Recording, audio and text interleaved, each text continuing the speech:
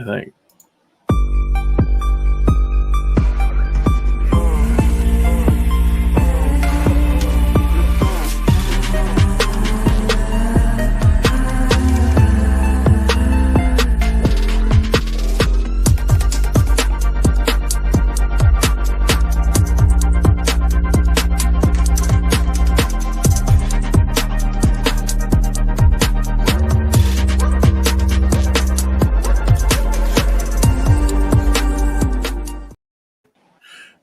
Hey, everybody.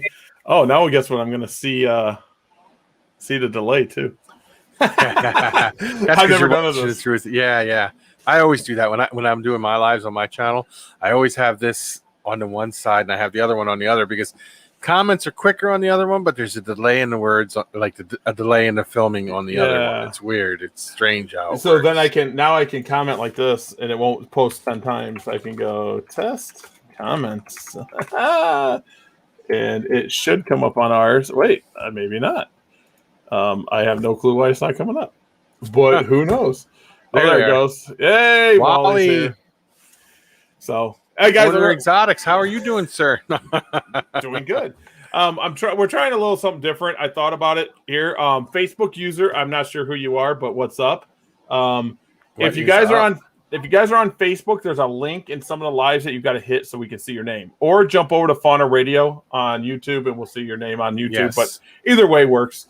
But I'm watching on Order Exotic so I can comment on the live without, if I do it through StreamYard, it posts with everywhere we're streaming. And it will go 10 times in here. So, yeah. It sucks. So now what my whole thing was is I was going to do this. If anyone wants to jump on today, see, look at that. It works. It's coming up. Mr. Crawlings, how you doing? It's going to pop up in the other stream. That's all I know. So we have, I'm seeing the delay now. I see the delay. Yeah, the delay can get annoying sometimes. It does it with mine when I'm doing them. It'll have a delay. Tanisha's there, so Tanisha can see the comment there. I don't know why it didn't post. See, watch. I'll show you guys what I mean. If I do this, bam. See what it does? Yeah.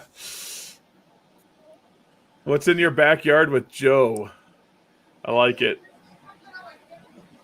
Let me go over here. Any free patterned bloods next year? I'm going to go back up and make sure we got another question before I hit that. Let's make sure. Okay, we do. Wally's here. We got Joe here. Nanette is watching, I know, with Supreme Gecko, so we can't tell Nanette about the new racks that Wally's getting. Or the turtle. We can't tell him about the snapping turtle. That's right. Oh, I see. Because it went. I mean, it's fun. It posted as fun on radio. Why? It's supposed to do. That's cool though. That's pretty cool. There, I am so. I got my computer doing so much stuff. Het-free pattern bloods. That clowny stuff that I'm getting that I call wacky. There's a chance. Small chance. I got possible het stuff that proved out to be het tremper. I think I sent Andrew a picture. I'm like, but it's tremper or it's an eclipse. So it might be there. I might have some really low stuff that I'll sell to someone for like, it's 25% het tremper or something like that. But there's a chance. Now I'm in trouble. I'll let her know as soon as she's off the phone, Wally. Now I'm in trouble. See, I did it. See, I did it. Yeah, it's been a really wacky week this week. Stuff started hatching for me again, like it was in like mid-season, and I'm like, come on. I'm waiting because I got the one I'm waiting for. The sister, or I'll say sister because I'm incubating it as a girl, supposed to be female, but the sibling to the other one, and it's just like it seems like it's taking forever, and it's like, what the heck? Yeah, stuff like that happens. You always get that one. It's like, come on. I saw the Gem Snow radar again today, a female. Did you? That. Yeah, that's pretty cool. You have to send me a picture of that. They're pretty cool. Yeah, it's still in the hatching tub in the incubator. Oh, cool. I should have brought him over here, but yeah. So the chat here is looking good, but Orner Exotics isn't showing up over there. Oh yeah, it is. There's StreamYard. Yeah, So there's yeah, it says Orner Exotics. You got two different go. Orner. You got Orner Exotics Facebook, Orner Exotics, and Fauna Radio. Yeah. And Fauna Radio Twitch. That's because I put it here. So if anyone wants to link, we can make that link happen. Yes, please. Anybody want to pop on? It's going to be Talk cool. about your stuff that you're doing would be cool. Leonardo, how are you doing? Leonardo's got geckos. Everyone's got geckos. Yes, yeah. Leonardo's got some pretty cool stuff going on. He's been sharing some pictures with me and stuff like that. It's been pretty cool. Pretty cool. Leonardo's got a good collection. I need to start adding some males this year. People don't know that, but I'll probably be buying stuff off Miles. I'm going to have to get some stuff off Miles. Can't wait to come on. You want to come on? You can come on now. Come on, Nick. You want to come on? Right up there. Yeah, we'll put the link up there again. He made it come on and not see it because if he comes on late, then it doesn't. Yeah. When I'm posting, it's not posting there. So let's see. Where's he at? Maybe I can go where he's at, guys. He's on Facebook, yeah. Yeah, he's on Orner Exotics. I know he is. My computer's being so slow today, guys. I swear, because I'm pushing it. I'm pushing it to the limit. It's pretty cool you have a machine that's capable of doing that, though. Yeah. Oh, there it is. It's there, yeah. I can go like this, boom. Now it's going to show my name on there somewhere. Yep, right there. Look at that. See, I'm all over. Yeah, I worked on the Repti deal a little bit more. There's some stuff going on with Repti deal that I'm not happy with, but did you get my message yesterday from that? Did I? Oh. Okay, I'll tell you what I did. I went and registered, and because I got fat, chubby fingers, I put DEA Exoducks instead of exotics. Yeah, and I can't change it. I have to have you change it because it's your site. I'll look into it. I'll look at it when I'll get off here. We'll look into it. We'll get it fixed. I have like 3 accounts on there. I didn't even log into admin panel. Waiting on some eggs from a tangerine shrimp albino eclipse. That'll be sweet. Tangerines. I love anything tangy. So do I. I do. I like the rainwater tangerines I got from you. They pop. Tangy is awesome. I love tangy. Oh, whoa. What did I do now? I'm breaking my machine. Yeah, no. I'm on the other side because I got 3 screens, guys. So I'll be looking this way.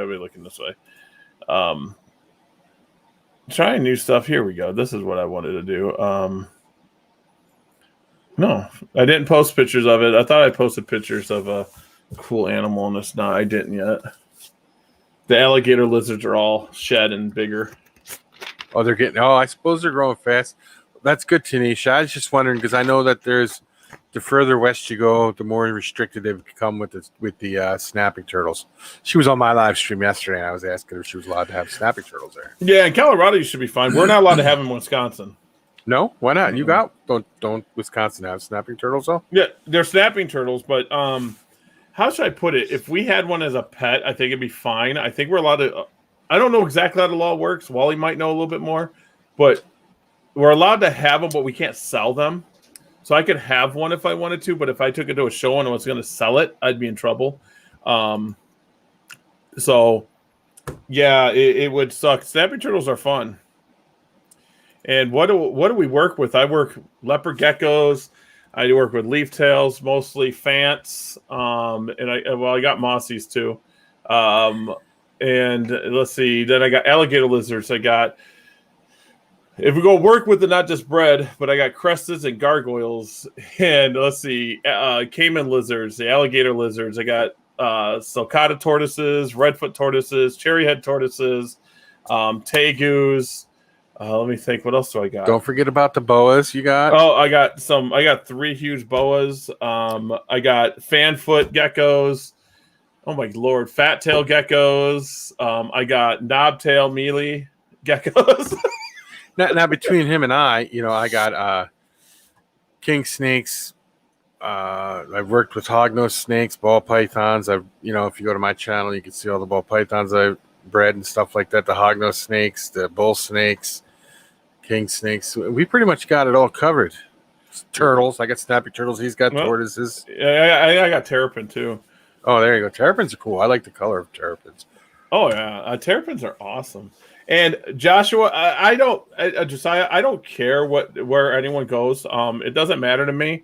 But if you guys get over to Fauna Radio's YouTube and you subscribe, once we get to 1,000 subscribers, I will be giving away a pair of blood geckos, blood tangerine geckos.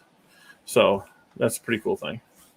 So I need subscribers over on our Fauna. The biggest reason, here's the biggest reason. I'll let you guys know. I need 100 subscribers on Fauna Radio's YouTube page so I can actually shorten the URL. That's a big first step. And then after that, there's going to be steps and stuff like that. I got some cool ideas. Andrew's got some cool ideas. But it doesn't matter. Wherever you feel comfortable. They're not legal to keep there. Where's that? Nanette looked it up, and they're not legal.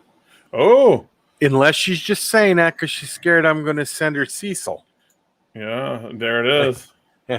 Wally had to call. We can keep alligator snappers. Oh, we can. I know we can keep alligator snappers. I do know that. Yeah, Joe's in Wisconsin too. Alligator snappers they make regular snappers look small. I know, but you know what I like about like Cecil down here? He's a common snapper. He may not get as big as an alligator snapper, but he has a personality. Like, I'm not kidding you. I guarantee. You ever see that one tank, the snapping turtle tank that's on YouTube? Look him up. That guy can call his name and he comes running to him. Well, I like that though because most are really really cool. Let's see. We'll get Leo Leo on here in a minute. Leonardo. Wisconsin. Nanette looked it up. We can't keep it. Let's see. I breed ball pythons, crested geckos, leopard geckos, corn snakes, and that's how much I have. I forgot I have corn snakes too. Corn snakes. I was going to say you just got a bunch of corn snakes too, didn't you? Again? Snakes, yes. I got corn snakes and ball pythons, but the ball pythons, and I got bearded dragons. But bearded dragons and ball pythons are more like my daughter stuff. She likes that. We got sugar gliders too. We got cockatoo, Moluccan cockatoo. What else do I got? I mean, we literally got a zoo. I'm probably done, but I couldn't figure out how to comment on the Fauna YouTube, so I came here. Yeah, that's fine. That's cool. I don't care where you go, man. You're not dumb. What's in your backyard? Cam keeps normal snappers legal for like 6 months a year. Oh, meat turtles. I'm not afraid of that. There we go. Let's get him on. There we go. Look at that. Leonardo's going to be on. We're going to surprise him. Oh, wait. Possibly. Maybe. Could be. Is he on? He's not on. Oh, I see something. Ooh, something's on. We got the largest gecko breeder in Wisconsin. Possibly. We can keep going. Is he invisible or something? He is. That's how he gets all the good deals. Okay. Oh, and I found this today. I'm a Browns fan, you guys know. So there's only 20 of these cards. That's pretty cool. Oh, that's awesome. Number 20 of 20, Eric Metcalf. Eric Metcalf's my boy. I could get his autograph for free because I know him. But I won this on eBay and I lost it. And then I found it again. That's cool. That's really, really cool. Man. Oh, there we go. Okay. Oh, my Lord. We are doing good. Oh, look at Nanette's on. Nanette, Wally is getting 4 more racks. He said something about a room upstairs. I don't know what that meant. Yeah, he said, no, you know what he told me?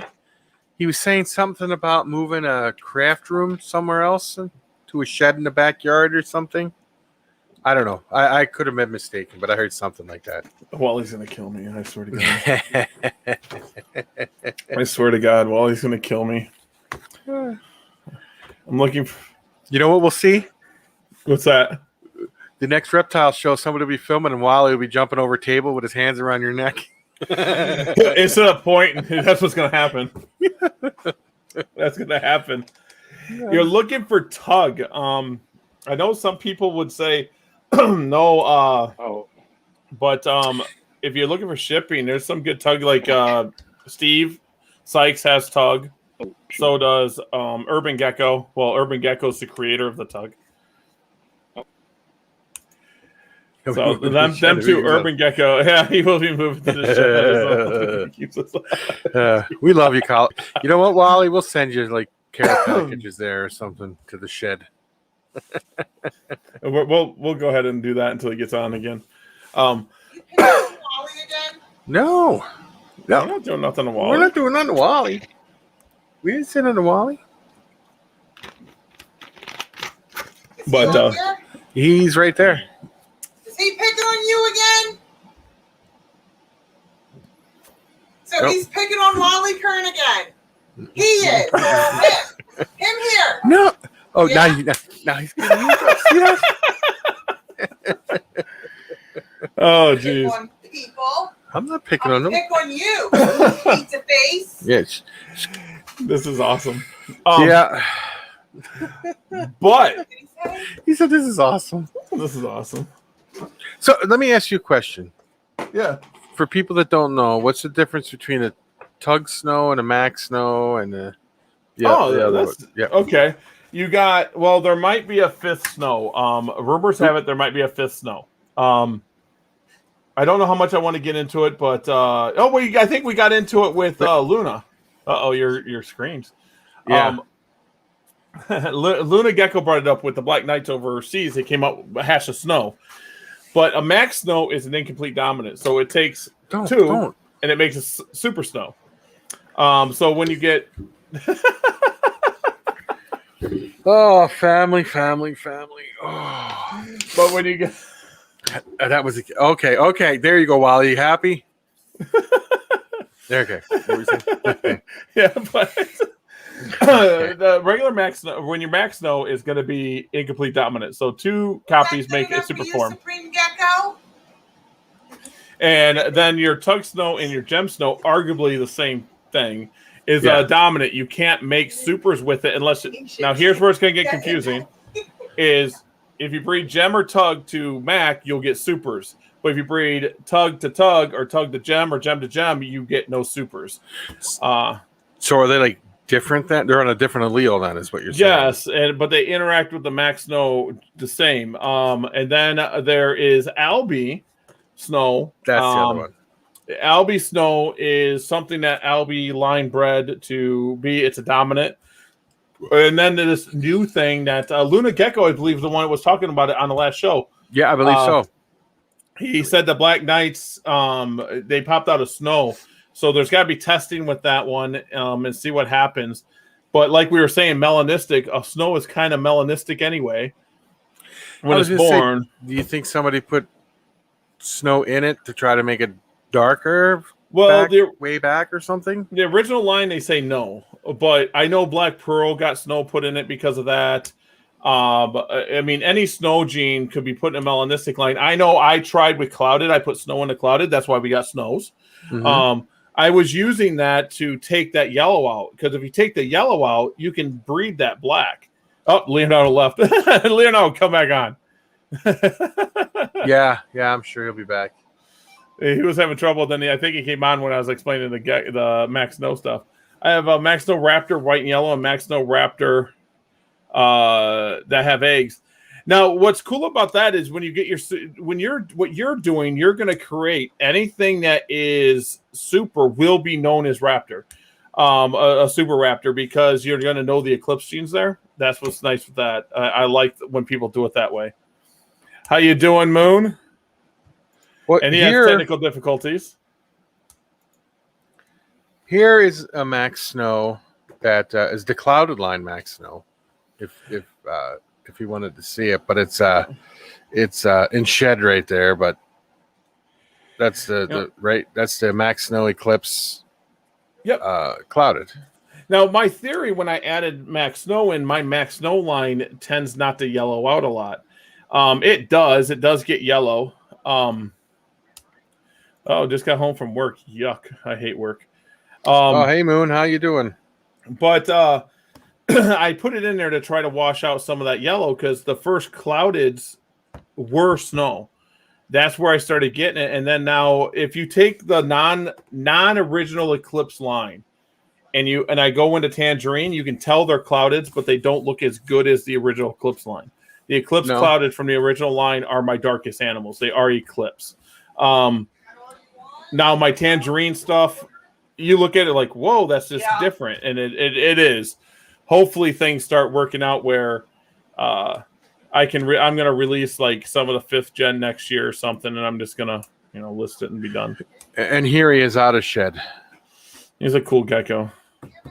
What? So melanistic's fun to play with. I like it. I think it's an interesting. Every egg that hatches out, I'm like, I can't wait to see what it looks like. I've been questioned too, like, oh, you added night to it. It's just leopard geckos is you can breed for any color if you got determination to breed for. If you want more yellow, breed an all yellow gecko. Well, look at the Tangerine. Started out with just a little yellow spot. Line breeding is that way. You can just do what you want. Now with this, and I'm not going to say this is a black animal. His tail is black, but his head is, but his body's more of a chocolate color. Yeah, and that's why I named them cloudy, because it was when they go through the changes. You're going to start seeing them with all the geckos. It's like a clouded look, and it looks like every time they shed it, the storm's moving. Like new dark spots happen, but the light spots, and it really looks like a storm. You get light and dark, and then it switches and goes back. It's pretty cool. And honestly, it's just me writing down on the tub, like, my I have wacky stuff, and the reason it's called wacky is I just write down wacky. So when I'm going through the rack, I'm like, oh, that's a wacky. Let me look at it. So what do you consider a wacky? My wacky stuff's like a clown. But I can't call it a clown. That's the problem when we call things like marketing names. Like, I can't take an animal that I breed that looks like a clown and call it a clown. I can't do it. Yeah. Because then Matt's going to get mad. There's a Gary don't have clown. Them aren't clowns. It could look identical. It could look better than it. And he would get mad because it's not from the original clown line. It could look identical, though. So I just named it wacky. And that's how a lot of these lines started happening, because people just started breeding and go, well, that looks like that, but I can't call it this. So I got to call it something. And instead of just saying, this is a Tangerine with pattern, everyone came up with marketing names, and it kind of snowballed. Like my clouded, if I made an all black animal, and a few people have seen some really, Leonardo's one, has seen some really, they're not black, they're brown. I've seen that really dark one. Yeah. They're a brown. I couldn't call them black knights. I can't call them pearls. Everyone will be like, They're not those. And the reason I couldn't call them, if my melanistic line's a little different, someone did buy it and breed it to a black knight and it didn't create dark animals, I'm crap out of luck. Richard wants to know what your opinion is on the bold stripe. Bold stripe is a foundation animal. I have bold stripe, but a lot of my bold stripe stuff is caught in a bell. My bold animals are mostly bell, and that's because I like bell. I do have one bold animal that's het nothing. She proved out she was supposed to be possibly het tremper. I bred her for 2 seasons to a raptor, got no albinos. This season, she's hatching again. She went to a tremper. I'm pretty sure she is nothing. She's het nothing. Well, that's awesome then. So I can continue using her. I'm going to use her in my blood project and maybe the clouded project. I'm not totally sure yet, because I think bold will add to the clouded line. But bold is something that every collection should have. I was thinking about it. Me and you talked about this the other day with the bold. Yep. I think that would be a great addition. I'm not being biased here. The best bolds I've ever seen, just regular bolds, is from Heidi, from Xena. She's got the Heidi bold? That's the Heidi bolds.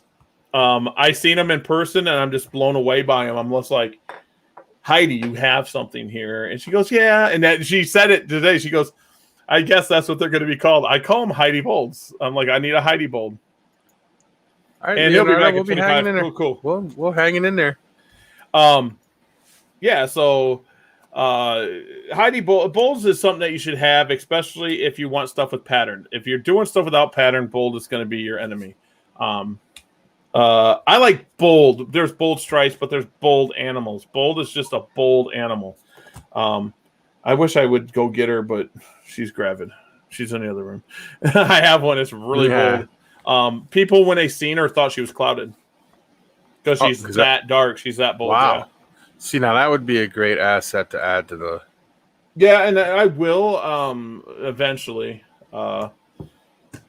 Like Clouded's always I'll just mess around with it. Who brought it up? Someone messaged me the other day and tried to ask me what was genetically in it.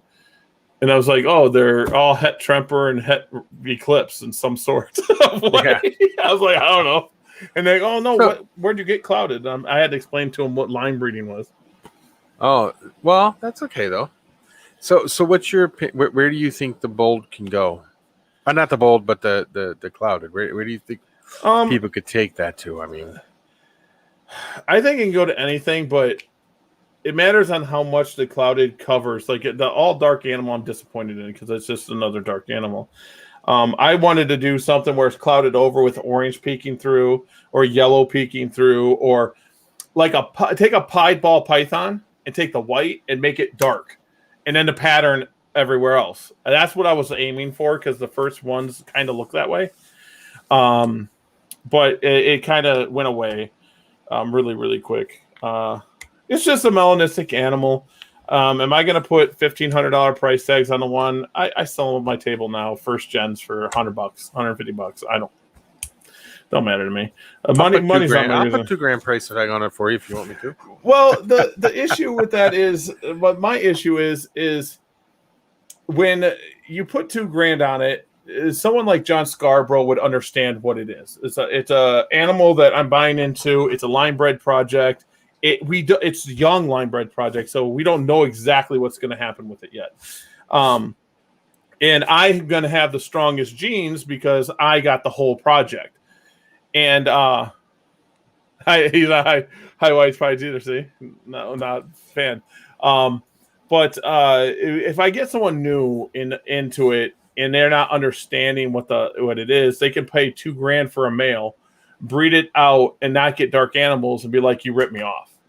So yeah, I'm like, I got what I mean, because I'm with everyone about educating and supporting the new people. But do you know how many people are coming to me saying, hey, I bought this animal and it's a line bred trait, but it's not throwing these animals? Well, it's not always going to do it. You can take a bold stripe to a bold stripe and you might not get bold stripe. You might get some.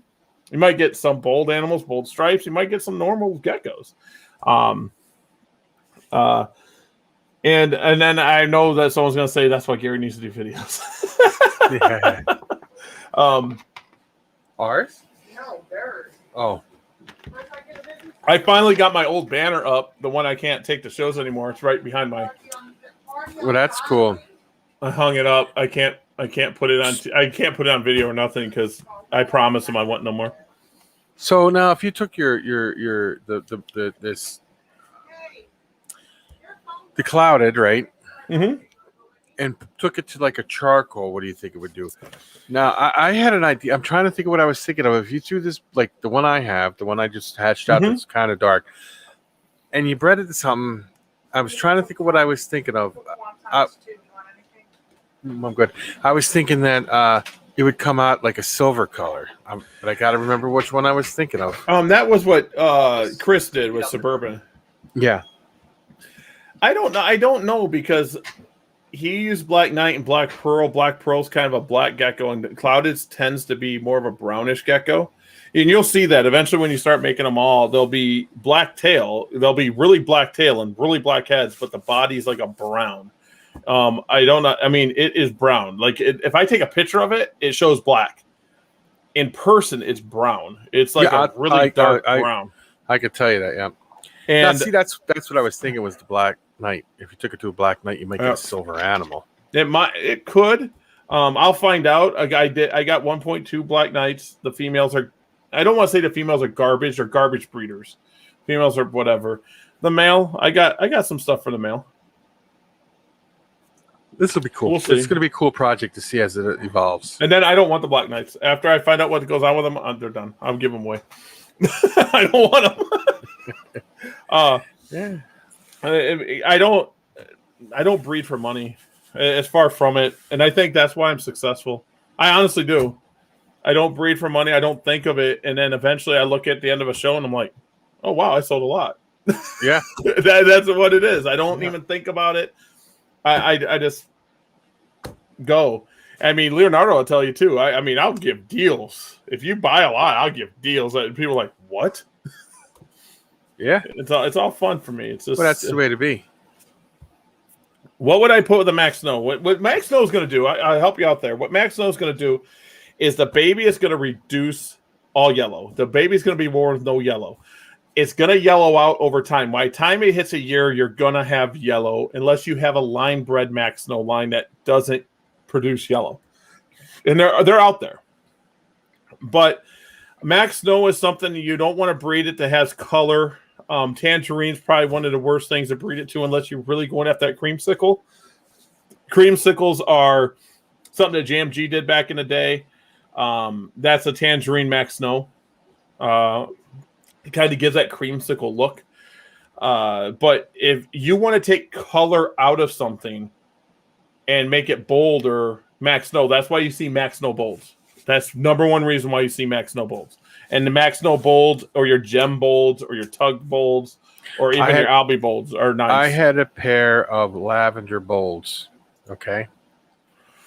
And you know where I got them from. Mm-hmm.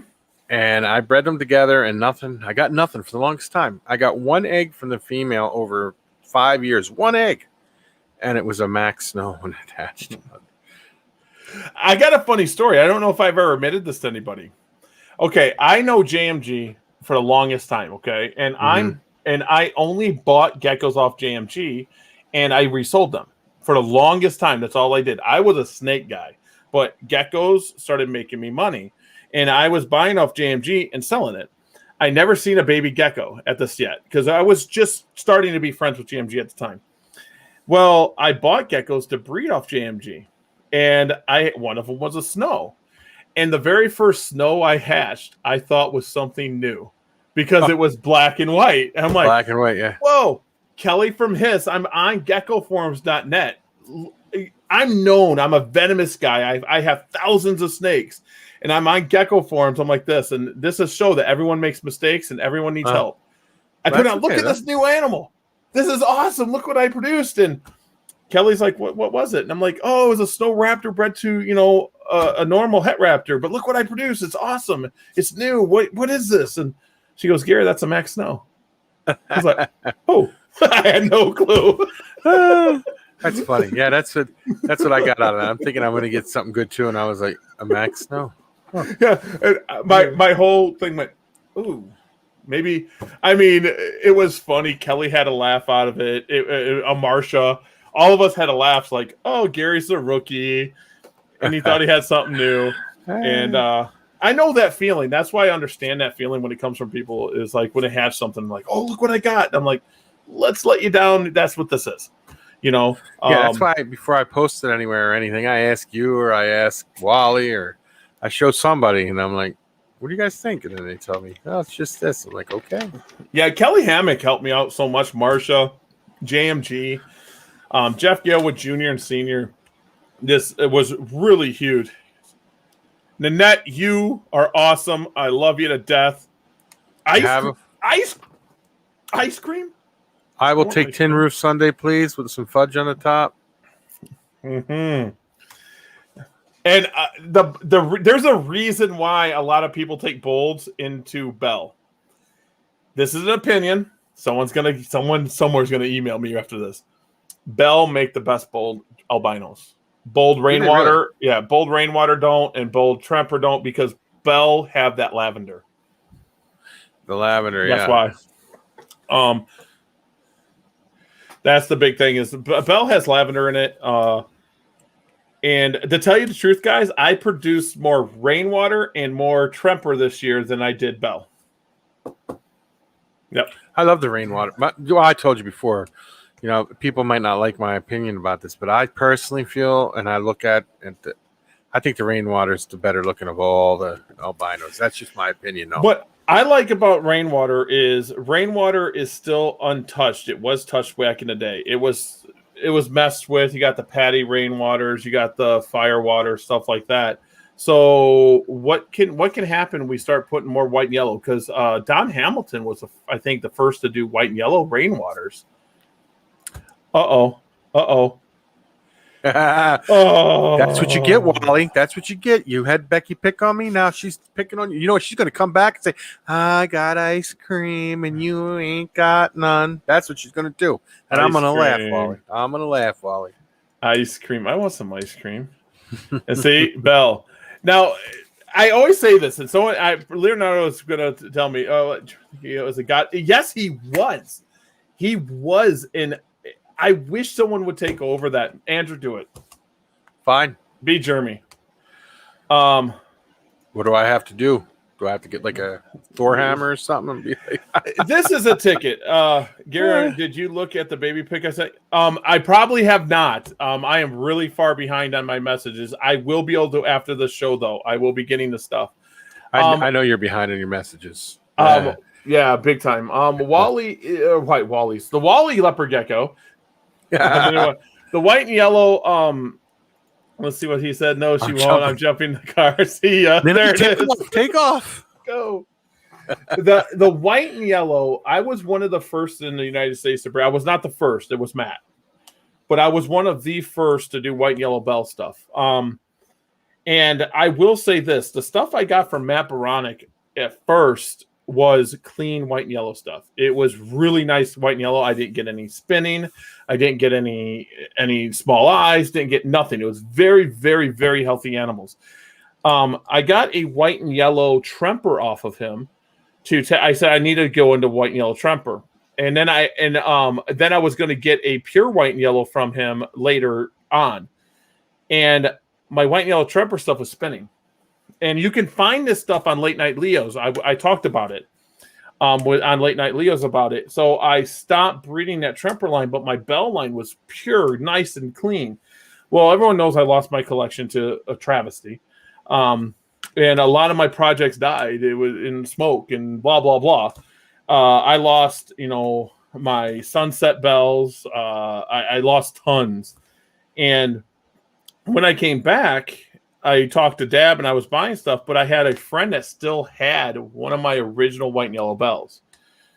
That's what started my white and yellow bells here.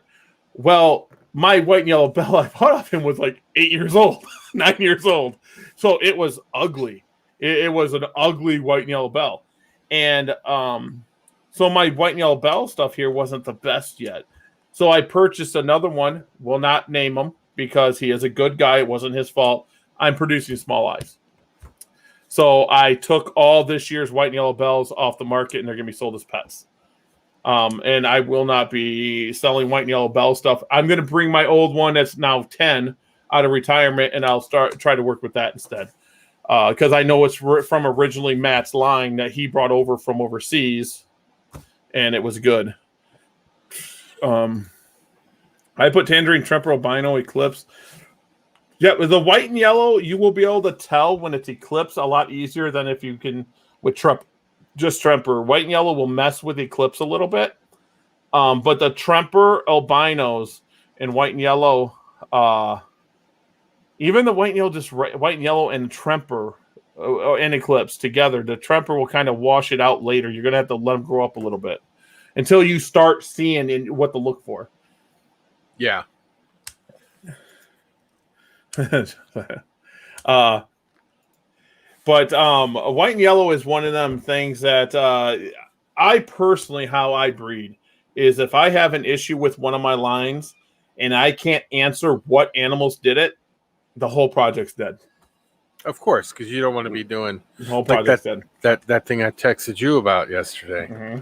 Guy didn't know what was, but he got it as a rescue, and I'm like, well, you can adopt out all the babies as pets only, and then do whatever from there. But he doesn't even know what's in them. So now, can you get? Now here's, I might think this sounds like it might be a stupid question, but can you get pure rainwaters nowadays with nothing in it? The rainwaters you have are pure. They're just tangerine. They don't have any other genetics in them. Yep. Okay, that's what I want to know. Yes. Yep. You shouldn't hatch anything. My stuff was. I haven't hatched anything other than tangerine rainwaters out of that group forever, and I got 6 males in 30. 41 females, but I only breed like 32 of them. Them are pures. I don't like calling them pures because they're tangerine too, but I'm working on it to get that tangerine out of them too. Do you ever have mold? Is from two things: too much moisture and dark. And incubators are dark. So a lot of people will leave lights in their incubators to help out with that because mold does not like, all molds don't like growing in light. But usually it's substrate. I mean, my substrate, I have eggs here. These are cave gecko eggs. That's it. Everyone will sit there and they'll go in my egg incubator and say, that's too dry. I'm like, it's not too dry. It's not too dry. Here's another thing that if you get a little paintbrush and you put just a tiny bit of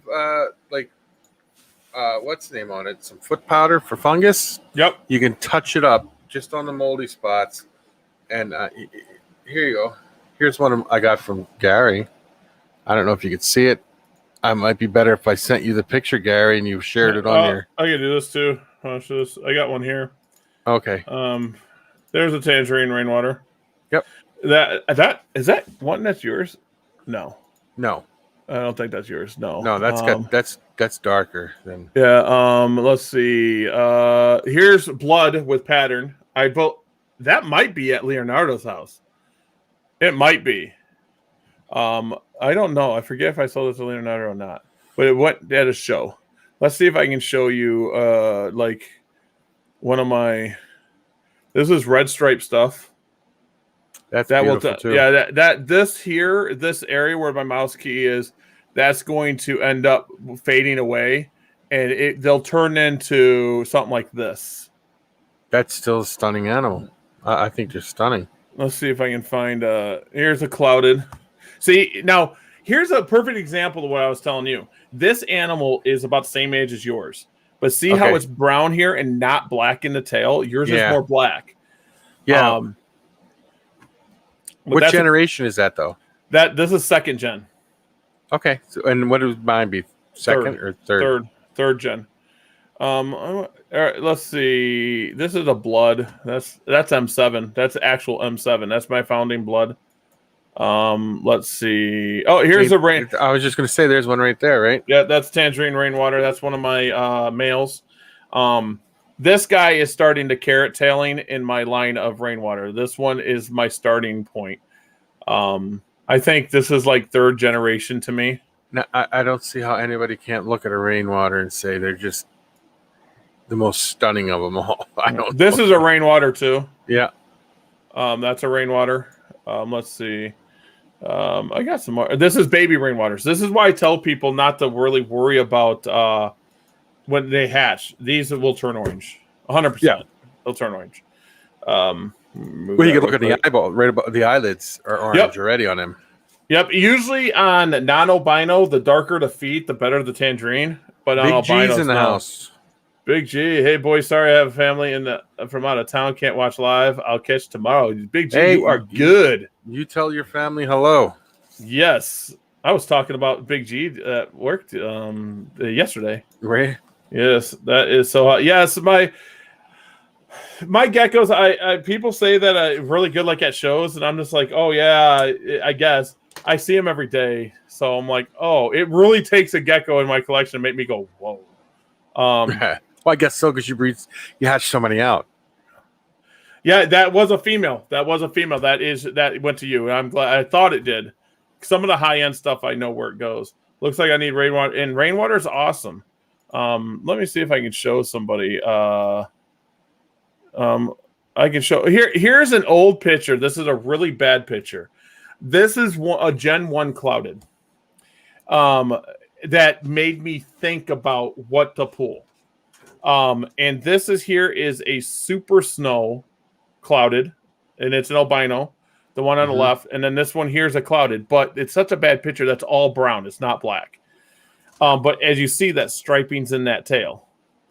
Yeah. This animal might be the father to the white and yellow that you have. I would have to check and go back and see because I didn't ID these on this picture. It's pretty amazing how much they look alike. Yeah. Let's see. Oh, here's a baby gargoyle. Yeah, they're awesome, man. There's my boy. The helmeted head, right? Is that what? Oh, there. Yeah. Richard, you asked what I work with. I got helmeted head too. A helmet head. One. He's my buddy. I got to get more gargoyles, man. I got to get a male, at least a male to go with. Here is a white and yellow bell. This is a white and yellow radar, should I say?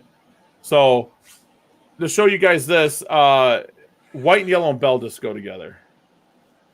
This animal's still at my place. This is the one with small eyes. It turns white, right? Does it turn pretty much white on that? Oh yeah, I should show. Even though he has small eyes, I should show him one day. I don't have pictures of him. Here's a clouded. That's a nice one. Oh, that reminds me of the female that I hatched out, except she turned more yellow. Yep, this one totally will probably yellow light because its head's not dark. The darker that tail, the darker the animal every time. That's rainwater right there, ain't it? No, what, this one? Yeah. Should be. I'm pretty sure that's rainwater. I'm almost positive that's rainwater. I didn't label it. Bad pick, indoor with no lighting. I don't remember. I need to label them. There's a red stripe. That's nice too. Let's see. Here's a headshot of a red stripe. So now, what's that one right there with the white head on it? Right head. Up, over. This one? Oh no, one more. Oh, this one? Yes. That there is a white and yellow radar. It's Max Snow. That one there I still have. I kept because of the striping, and I promised Miles if I got rid of it, it would go to him. That's a pretty animal. The striping left. She still has the striping on her back, but this animal was bred. It was a white and yellow. It was a white and yellow radar bred to a bold bell het radar. So that's what popped out. She has never produced for me. I have not bred her yet. But she is an amazing animal. She's a founding animal. Now, you said she hasn't produced. You mentioned you just haven't bred her. No, I haven't bred her. No, she's never been bred. She ovulated. I still didn't breed her. Let's get back to some questions here. Let's see. Yeah. That thing is so hot. Yes. Let's see. That could be one. Oh, we already went that. I need some in my collection. Let's go here. Kira, the Tangerine Eclipse het tremper I got from you is a Tang. Yes. Is a Tang. Tang. I got a lot of Tang stuff. I have a couple clean Tangerine Eclipses. Females haven't found a project for them. The cool thing when you get Tangerine and Eclipse, it's special. Keep breeding it because Tangerine gets washed out with Eclipse. It just does. I got this one. This one's a Tangerine Eclipse. That's a beautiful animal too. I like how it's like very uniform in color. Well, that's also a tremper. There's a start of my wacky line. This is one of the founding males. Does that got green in it? Yeah, well, emerine and green come out of the Tangerine lines. Now, I mean, some people don't think so, but yeah. And this is a sunlight pick, so you're going to start seeing them hues a little bit more, and that's a trick of geckos, is if you put them in sunlight, they're going to just pop. They just pop. There's my bird. Bird. Here's a clouded tangerine. That shows you what a clouded tangerine is. Yeah. So I mean, this is a lengthy thing. She bred for me this year. I got babies from her this year, but you're gonna get mad at what I put her to. I bred her to blood. Oh, this is a cool picture. Is Wally still on? Wally, I like this. Part of your calling is not taking any calls at the moment. Off the hook. That's pretty cool. What species is that? Or what? That's a dairy cow.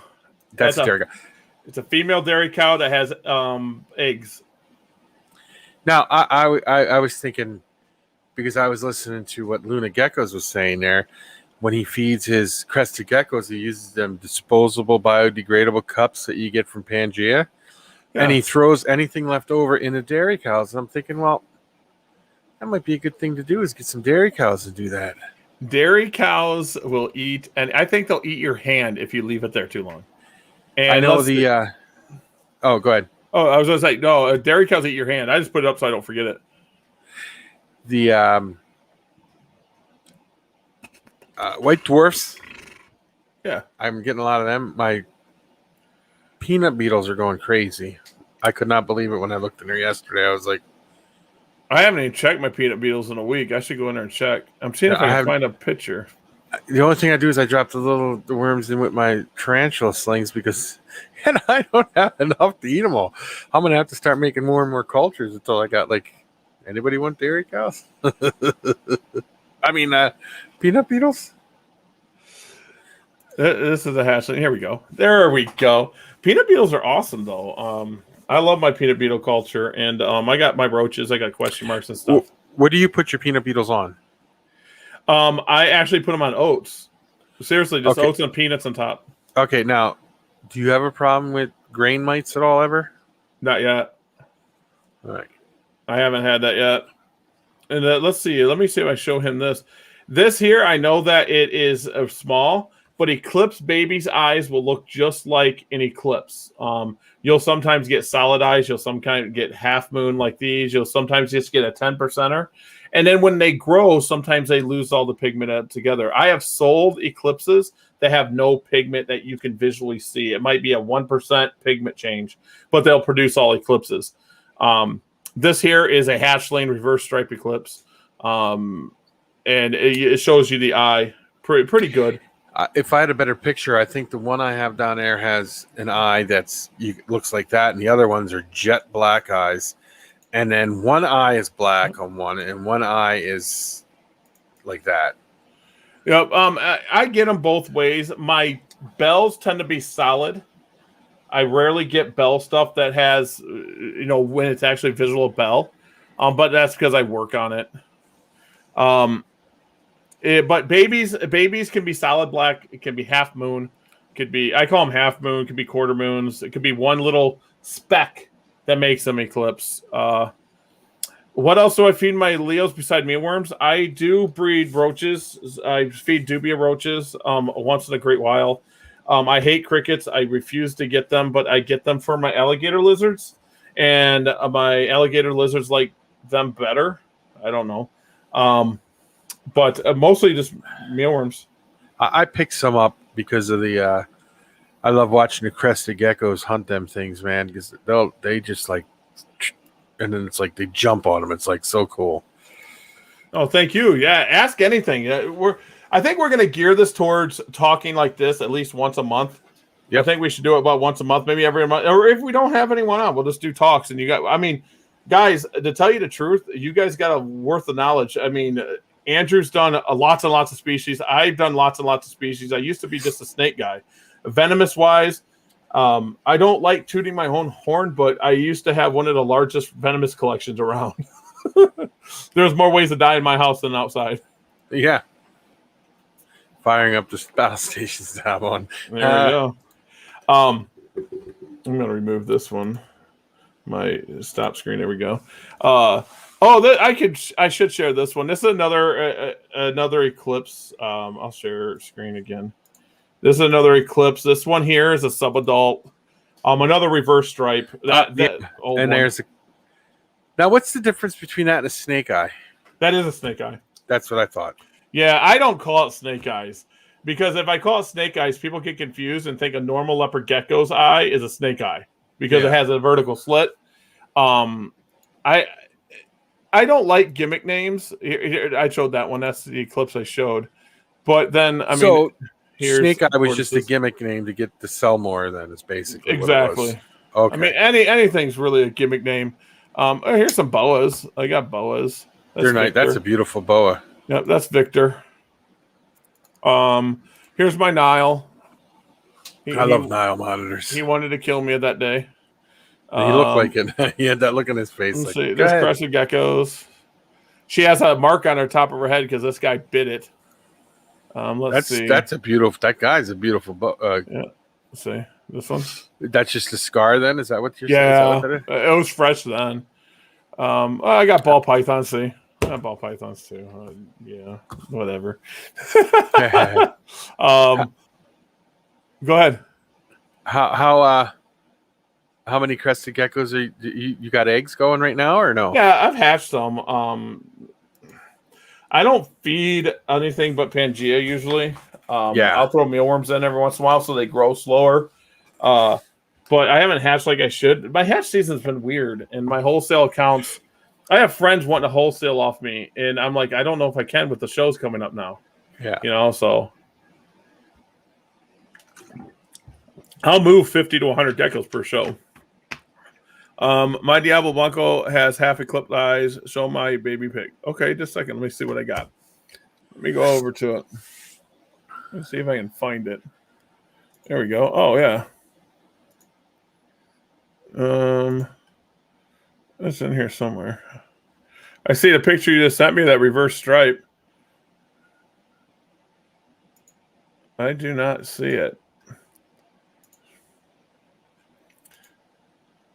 That's full eclipse. It's not really showing there. Yeah, this kind of shows it. This one, let me see if I can zoom in. That's pretty. Zoom in. Nope, when I zoom in, it does that. Come on. I wish I was on my laptop. I can just go, and it goes, That's pretty. I'm a big fan of Eclipse. Oh, wait, this one. Oh, I just exited out. There we go. So we got stuff. I got stuff rocking. Oh my Lord. It's starting to get hot in here. It's my computer. See, that's why I don't like doing all this. Because when I do all this, my computer's like, now it's like, whoa. I have StreamYard going. I have 1, 2, 3, 4, 5, 6, 7, 8, 9, 10, 11, 12, 13, 14, 15. 15 windows open. Yeah. But it's probably just hot to me. Yeah, I really like the rainwater stuff, and I need to get more. I'm incubating the eggs I got right now for females, so that'll increase it. I recommend looking into magma. Magma would really juice up that, because the tangerine line I got, it's all mixed up. There's firewater in there. There's other tangerine stuff in there. But if you got magma, I think it really brighten that up. I know Miles has magma. So what do you work with on ball? Ball python. I don't breed them. All of them are pets. I don't breed ball pythons. I don't. I have. Let's see. I just got sent some pictures. Let's see. There we go. There, I'll share that one. That's a full eclipsed eye. That's a baby. Yeah. See, no color. You can't see the pupil at all. So that's that. That's a really cool animal. I like how that thick reverse stripe goes on. Let's see what else I got. That's that Eclipse. I gotta look around my mic stand. Yeah, you could kind of see here, right here. It's no pupil. Yeah, this is a cool animal. I like that animal. Bring that to me and let me have it. No, I'm playing. Yeah. I'm playing. Yeah, I mean, it's been a really weird 2 weeks. I mean, me coding Repti deal, it's not working. I'm stuck on another project. It's not working. I need a vacation. That's what I need. I need a vacation. Like, just go. And see, what's cool is I could do this reptile show from anywhere. I could do it. Yeah. I could be in Utah right now on a mountain and rocking and rolling and doing the show. But were you gonna tell Richard what ball pythons you have? Oh, yeah. Let's see. Ball pythons. I have banana stuff like banana albino ghost. Let's see. I got Mojave. Let's see. It's Mojave banana pastels. I got a spider that we're having issues with right now. I think it's like a spider banana albino or something like that. How I get these animals is, I'll be honest, is someone wants super high end stuff off me, and they don't have the money, and then they give me high end ball pythons, and then my daughter falls in love with them and she gets them. That's how it happens. I'm like, oh, I'll sell these, for $1,000 or $2,000, cool beans. And then my daughter's like, oh, I like these. I'm like, here you go. Same thing happened with any lately? Nope. I haven't. I shut down rescues right now because I don't have space. I was offered more ball pythons and boas. I just don't have the space. I was offered a Savannah monitor. I don't have the space.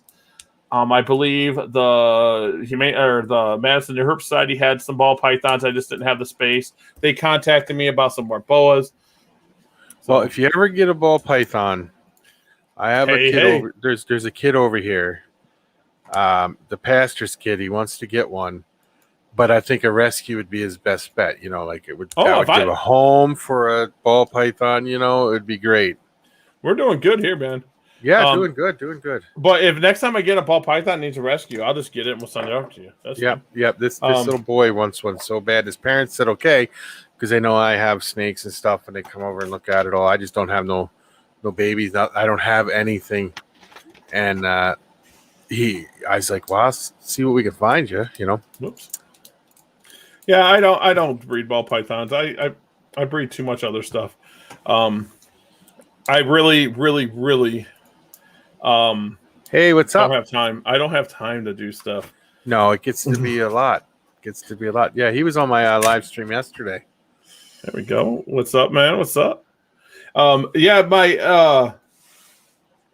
thinking about reorganizing. I'm not going to downsize. I'm going to reorganize, and I might not produce as many geckos next year, or I might keep it at the same because I did try to produce more, and I had some really weird, like one egg hatch, one egg wouldn't type thing going on this year.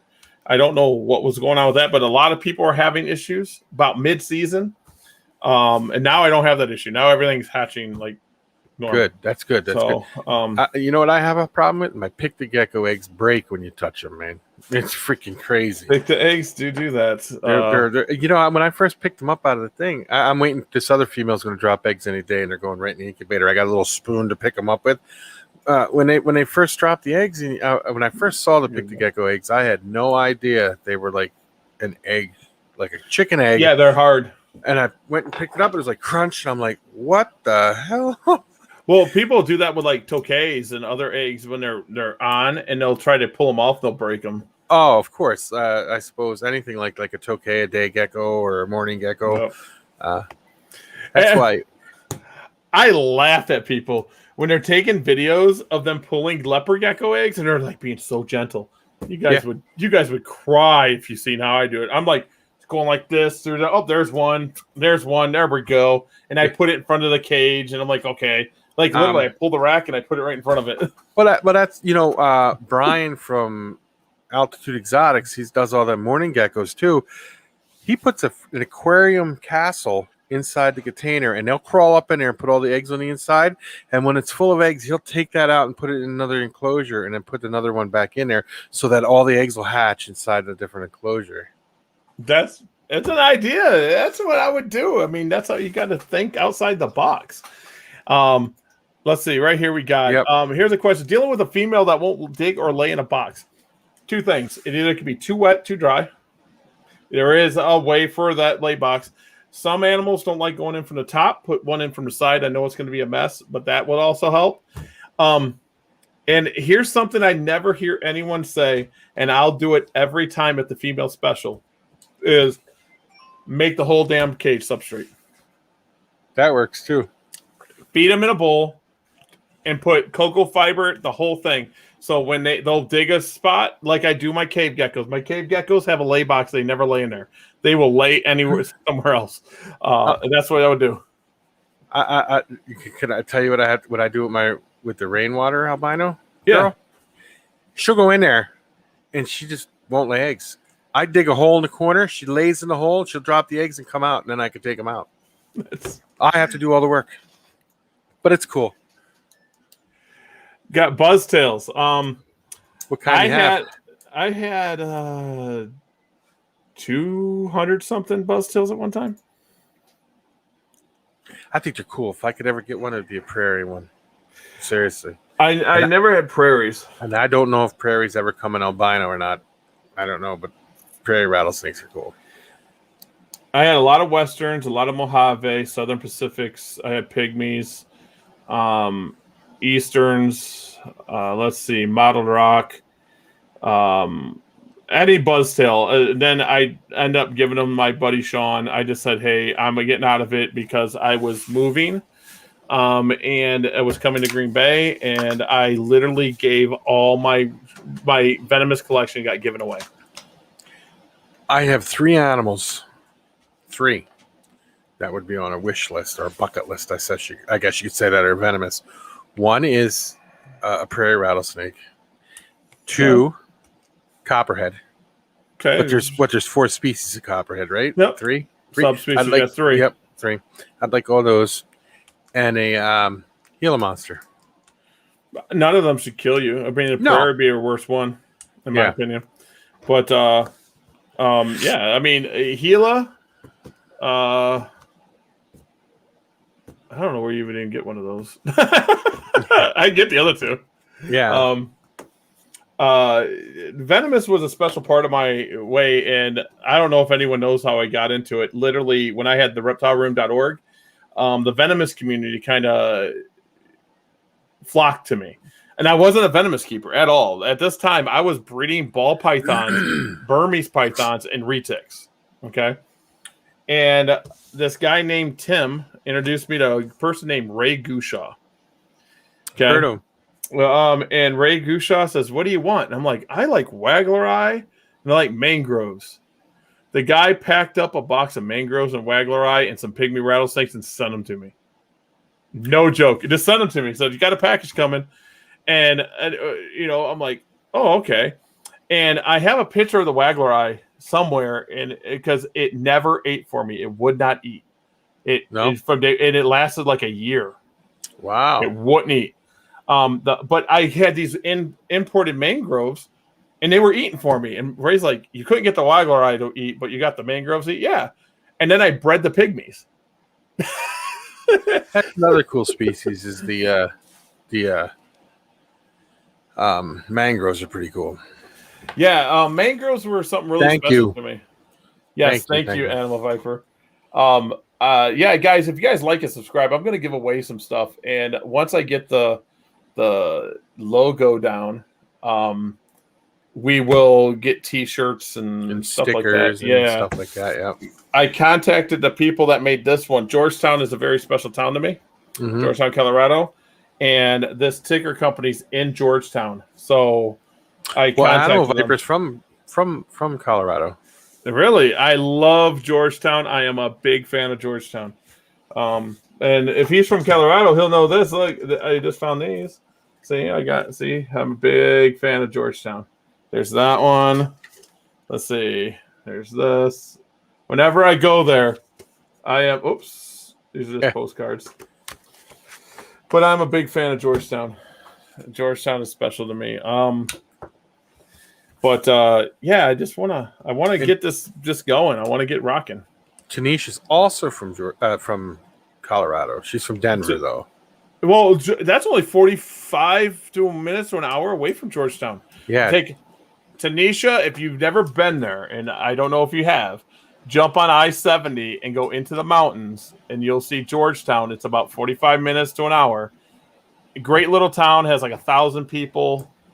The pizza, there's a red restaurant. I don't know what it's called, but it's a big red building in front of a motel. Best pizza you ever eat in your life. Freaking awesome. That's awesome. Yeah. It's amazing restaurant. I'll tell you a story. Becky and I were driving through Denver once, and we're coming down, and it was raining, and you couldn't see. It was raining real hard. And she's like, "What's that in front of us?" Well, there's a brick wall in the middle of the highway. For some reason, I was all the way over in my right lane, and I needed to be in the middle lane because every time you got so far down, the right lane just ended. I was like, "What the heck?" Oh man, driving through the mountains is fun. I did that too. There was a big traffic jam, And Becky's like, how can we get out of the traffic jam? I said, get out the map. That was before GPS and stuff. When I got up on the road, she's like, where are you going? My dad's in the car behind us on a walkie-talkie. What are you guys doing? I'm like, just follow us. And we drove for like an hour through the mountains, but we beat all the traffic. Yep. My dream, as a lot of people don't know this, I would sell all the animals. I would sell and give away owner exotics and just take my cameras and go out west and just take pictures. If I could, that's what I'd do. I want to get out to Yellowstone really, really, really, really bad. Yeah, that's a pretty nice place. Yeah, I'm trying. I want to get out there really bad. I put the Show Me Snakes one up. I just noticed that now. Yeah, Show Me Snakes is next. I got to rotate it with Sewerfest. Next week will be Sewerfest. I told Shane I'm going to advertise for him. Here's a question for you. Okay, I don't know if you ever watch Brass Man Reptiles. He does a live with the people from Kevin from Nerd and all that. But Kevin wasn't on this episode, but it was the other people that work for him were there. Okay, yeah.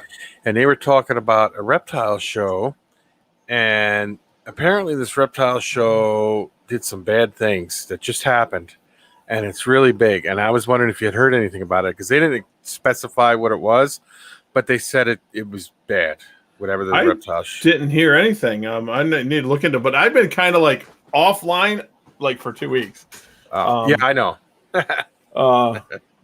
It's I don't know. Maybe I'll text Kevin or see what he says. I don't know.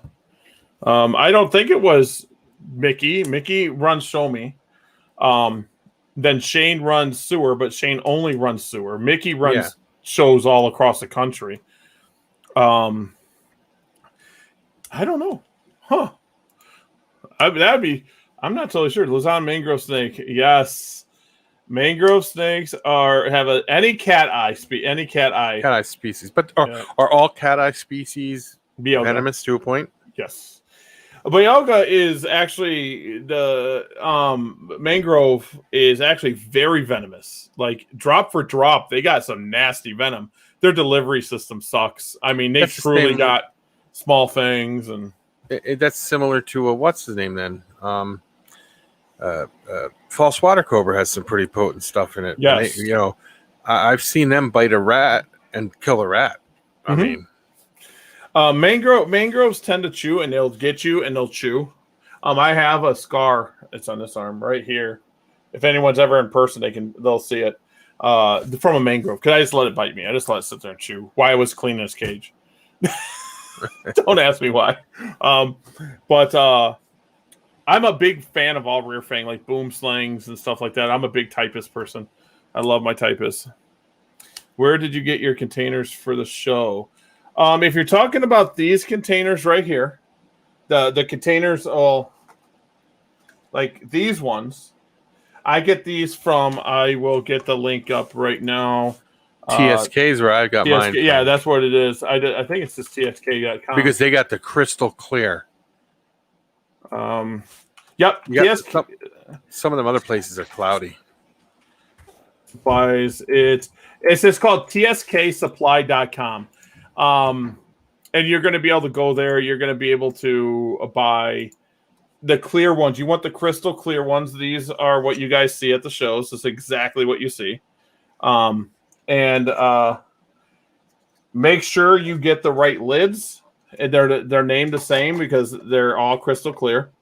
Dan and Colette are great people. Yeah, they always take care of me. They love it. They'll love the hobby. They're just good, awesome people. If you're talking about my racks, like the big displays, I got lucky. Them are from Brian Hahn, IRS. But I didn't buy them directly from Brian because Brian's back ordered right now. And I put up on my Facebook that I was looking for some IRS displays. And someone had two brand new ones I got for $600 for them both, and that's a really good deal because it costs about $500 for one set with the case because I got the cases and everything, and they're sitting. They're in. I don't know where they're at.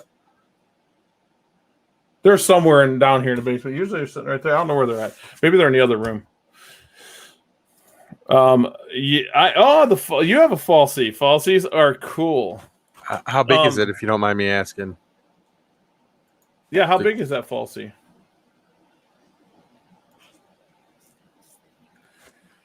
I get the 12 ounce. Also, I get the 12 ounce cups.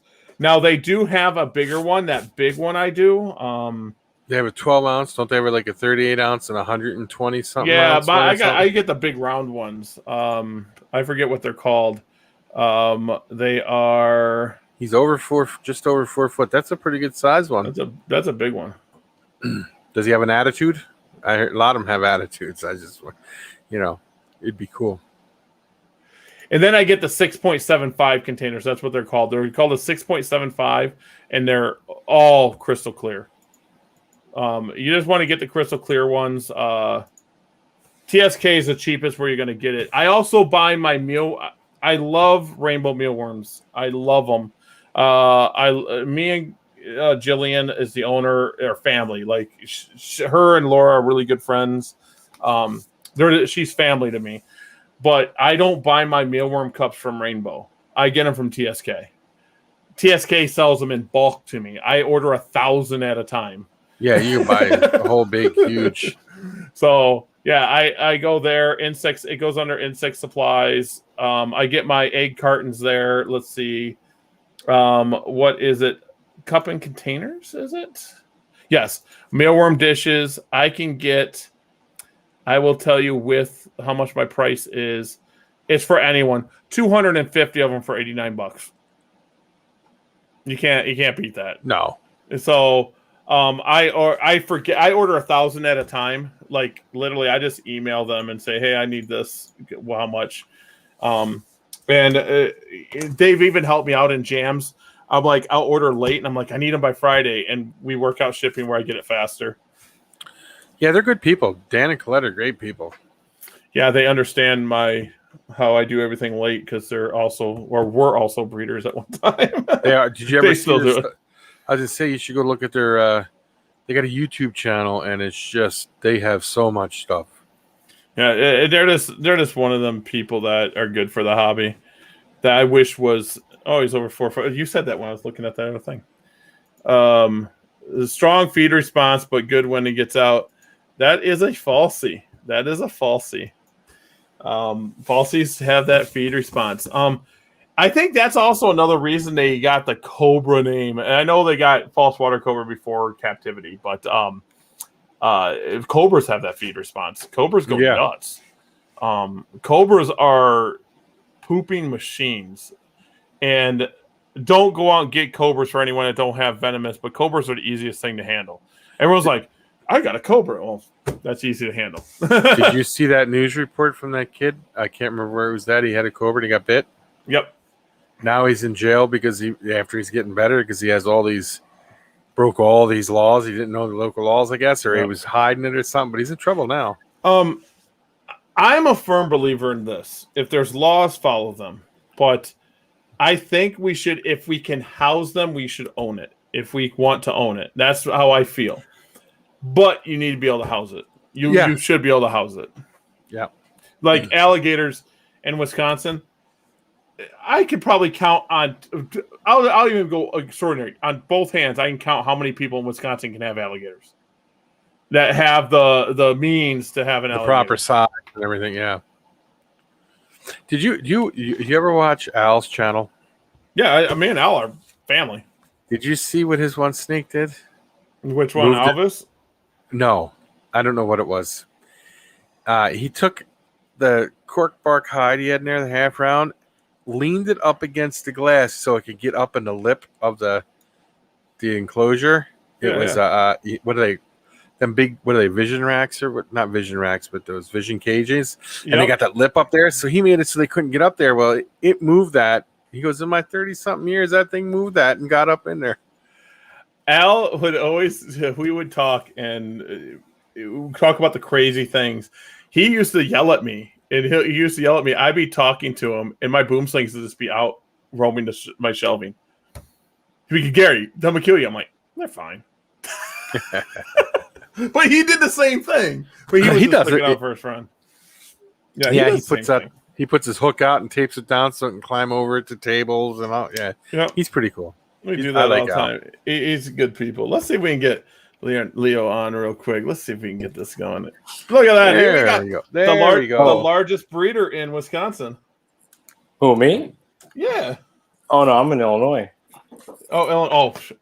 Illinois. Yeah, Miles. Now what's up, bud? Oh, what are you going to do now, Miles? Miles, and even closer, Brett, B&M. Well, there you go. I have a lot to overcome before I take that title here. B&M is good people. I'll be seeing him on the 1st. Is that for Sewer? Yeah, Sewer. Yeah. I don't think he does show me. Yeah, I was like, I was listening to the topics and I was like, oh my God, please. Like, these are things I want to talk about. But like you guys talk about the rainwater stuff, and I was like, that's my favorite thing. Rainwaters are fun. There we go. So how many rainwaters you find at Sewer? Not Sewer at Janesville. Oh man, I took one home last time from you. Growing that one up, you need a male. You need a male. Oh man, hopefully I can resist the temptation. I never do. Yeah. I'll just keep lowering it. No, I know. I don't know how much rainwater stuff I'm gonna have. I know I have some males. I have some. That's like all I had this year. It seems like I didn't produce much. Well, it's my first season. It was a lot of first year breeders, but it's like most of my stuff is rainwater. Hey, you can't beat it though. Rainwater. No, rainwater is nice. I like the rainwater stuff. Yeah, I can't wait. I mean, I'm really excited for them, producing next year. Like now that I have a little bit, I kind of see what it looks like from the stuff that I have, like what they can produce. Yeah. So it'll gives me a better feel for next year. Add some more stuff to it. I think because I guess I would look around and see. I bred a total eclipse. Total eclipse, and I think I learned my lesson with super snows. I think they're good. I guess it wasn't just me, but I feel like if I can, I'd like to steer away from producing any supers because of the stub nose. It's like maybe it's like not that too, the formation, but also I feel like they just don't thrive. And they don't breed. Like some of the females don't lay eggs, right? Am I correct with that when I say that to a point? To a point. That's why I don't produce many. That's why you don't see a lot on my table. Yeah. They will do that. They tend to be lengthier, and people think they're sickly. They're just lengthy geckos. They got the head structure issue. And they're. I'll just say this. It's really, for big breeders, usually if you say, hey, do you got super snow breeders? They always say it's a male. Seriously. That's the thing, because I realized I saw, it might have even been from, I don't know where I heard it, but they were saying, the males, they're nice, they're bulky, but the females seem to have a hard time. My total eclipse, she was perfect. And I mean, it's her first year breeding, but she was perfect. But man, the season was rough. It was kind of rough on her. The one I had never laid eggs ever. No matter how many times I bred her, it never dropped an egg. Wow, yeah. I'm thinking of going with some, because I see the gem snow stuff. You won't produce a super, but like they also, the colors that come out of it are a little different than Max Snow. Mm-hmm. That might be the way that Uh-oh, we lost him. He's gone. Technical difficulties. There he is. Back. He's back. He ain't gone for long. Can't keep him down. Gem Snow's where you want to be. Gem Snow, Tug Snow. But my Gem Snow stuff is all Bell. You got to go Bell now. Oh, he's at. Come on, you're back. Come on. Oh, he can't hear us. He's trying. We'll leave him there. Yep, He'll come back. Yeah, rainwater, though, is like I said before, rainwater is definitely my favorite of all. I think Roy needs to get some rainwater. Roy oh look, wait, what? Oh, there he's back. He's back. What? What? Get me all confused. I was on a laptop and it died, and I'm like, nope, I'm not losing this battle. So now I hop on my phone. Hey, it works, man. Oh my gosh. I was like, Roy's gonna have to get some off me at the next show. We got rainwater. Roy, I'll make you a deal. Oh. Ask Leo. I make deals. No. Oh yeah. Oh man. Yeah. Deals I can't refuse. That's what he always says every time I talk to him. About Leo bought some more stuff. He bought this or he bought that. I'm like, wow. Well, this is my whole goal: is if I get enough people into it, they can start vending the shows. And it's not just me, because eventually everyone that's going to be buying is going to be like, I just keep buying off Gary, and it's this the bloodline. Everyone's going to have just what I have. So, yeah, I need more people. And at the NARBC over at Schaumburg, that was something I noticed. It was really, there was B&M, and like way on the other side there was Julie, the Gecko Ranch, like Ron's stuff with the BAEs and all that, and she was there. But like, as Nobody far else. as leopard goes, as far as like, I mean, I guess people it was it. There wasn't like, and there wasn't like, I don't think that there was anybody kind of hankering for that stuff, which I was kind of disappointed. I kind of hope to see more gecko stuff, but there wasn't really any of that there. Geckos go up and down like a roller coaster. Yeah, they go up and down like a roller coaster, and people get out of it. Unlike ball pythons, it does, but everyone stays in it. Leopard geckos, I just stay in it because, I mean, if I get $25 a gecko, I mean, producing 2,000 of them, I'm good. Yeah. I mean, wholesale coverage. Yeah, it was funny you were talking about that. When you had produced that Max Snow, you thought you had something new. I took Total Eclipse to that Tangerine Tremper that I got from you, the real nice bright one, and the babies came out, and I was like, I'm like, what is this? Because I had never seen an Eclipse hatchling before, and so I was like, I don't even know. I was like, oh no. I was like, what have I done? And then I was like, the next one came out, and it looked, kind of the same. And then that's when, like, I looked around and I started saying, oh yeah, and I was like, oh, what I mean, okay, just an Eclipse. Snow Eclipse. So maybe that might be doing something because those totally everything snow. Yeah, you're gonna get everything's gonna be snow, so you're gonna get that weird. I was really confused, and then the one that came out, there's one that came out. We're losing them. Yeah, there's only one that came out as just Max Snow, and that one is really nice looking, but like I was, oh no, am I roboting? Yeah, you're kind of like going in and out. He's roboting. I love it. Yeah. You're cutting in and out. You're like choppy. Oh no. I'm gonna have to get him a good computer tomorrow. I'm all auto. Look what I have. I have this to start you out. I have this to start you out. If you don't have the money for this one, we can go down to this one. Now everyone's gonna be like, "What is going on?" And there's Adam. What's up, Adam? How you doing? We'll see when he comes back. Leo, come back to start talking. Let's see. I was looking at stuff. I mean, someone sent me a message personally and asked to see what I meant by white and yellow. I wonder if I can find a picture of my pure white or not pure, my first white and yellow. Here's a picture of the first ever Super Snow. Oh, he's back. There he is. Oh, there we go. Yeah, he's back. Yeah. Now I'm back on the laptop.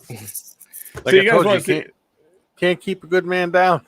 See here's a cool Super Snow for you guys. This is what the first Super Snow white and yellow bell albino ever produced in the world. That was her. $1,000. Yep. And that's from you, right? Yeah. Yeah. And this was back in 2013. It says the only one known for sale. Did you sell it? Oh yeah, I sold like 7 that year. This was this one here. That might not have been the first ever produced. It was this one the first produced, 2013. This was 1250. So there's another one. Maybe that might be the same one. Just a second. Let's say I know the ID was there. Let me see. 13138. Let's see here. Nope, it's the same gecko. That was just a younger picture of her. Yeah, I'm pretty excited to start with white and yellow. I got that, and in one of those great deals, I got a white and yellow snow raptor from you. I'm telling you, dude. I got that. I got the tangerine albino white and yellow. Right? Is that what it is? Yeah, and a clouded. It came from out of clouded too. Yeah. Oh wow. That's the father of that real dark one I showed you. Yeah. Here is a crested gecko. This is how long I've been doing crested geckos, guys. This was 2013. Oh, it has a gun in it. What's it sitting on? What is that? XD subcompact. Yeah, that's what I was thinking. Yeah. A little sub 40. I really want to get into the gargoyle stuff. Is really interesting to me. Yes, I got that female down here, and I definitely got to get a male for it because they interest me too. They're very cool. That and the cave geckos too. Here's eggs, cave gecko eggs. Look, see. So with those, because there's localities, right? Or maybe not localities, but there's 23 species. I think it's 23 species. Yeah. So which ones are yours? Do you know what those are? They're both Chinese. I don't know what the scientific. They're most common. Oh, okay. Yeah. Yeah. What's the most I spent? Oh God. Oh. I bought my first white and yellow for what was it, $2,400 for a gecko. Wow. Ball pythons retic days. I think I spent like $4,000 on an animal.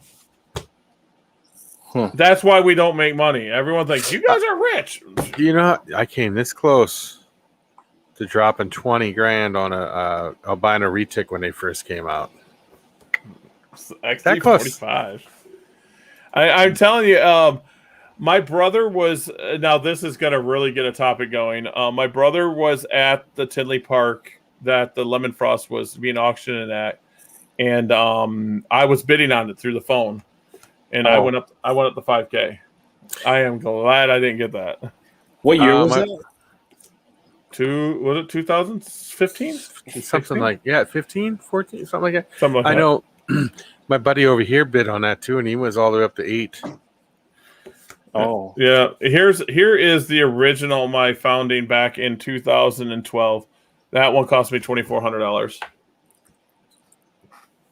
That was it. That was the original white and yellow.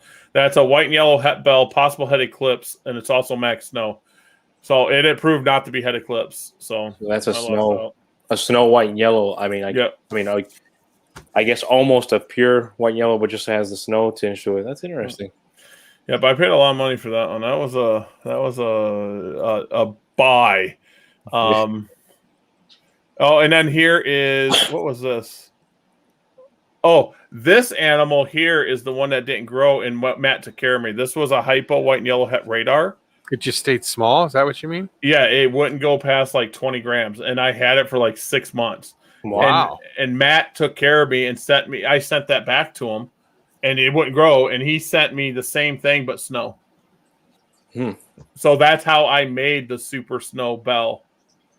Wow. That's how I made it. I made it with the animal he sent me. That's interesting. I wonder what that was. That was making it just not grow. Sometimes it just happens. Oh, here's an old animal. These are this here's an atomic rain. That line's gone now. I hear that line mentioned sometimes in Atomic Rain stuff. Yeah, Atomic Rain. I'm back in my days now. Jesus. You should have kept that one that stayed small and made some micro leopard geckos or something. Yeah. I wonder if you think it would have bred. I do. I will tell you this. I do have animals here. It has more to do with age when an animal will breed than it does size. Because I've had slow growers. I have an animal here that did not grow that fast. She is 27 grams and produced eggs. She was never paired. Female. She just started throwing eggs. Well, the little one, was that a female or yes? Male? Oh, okay.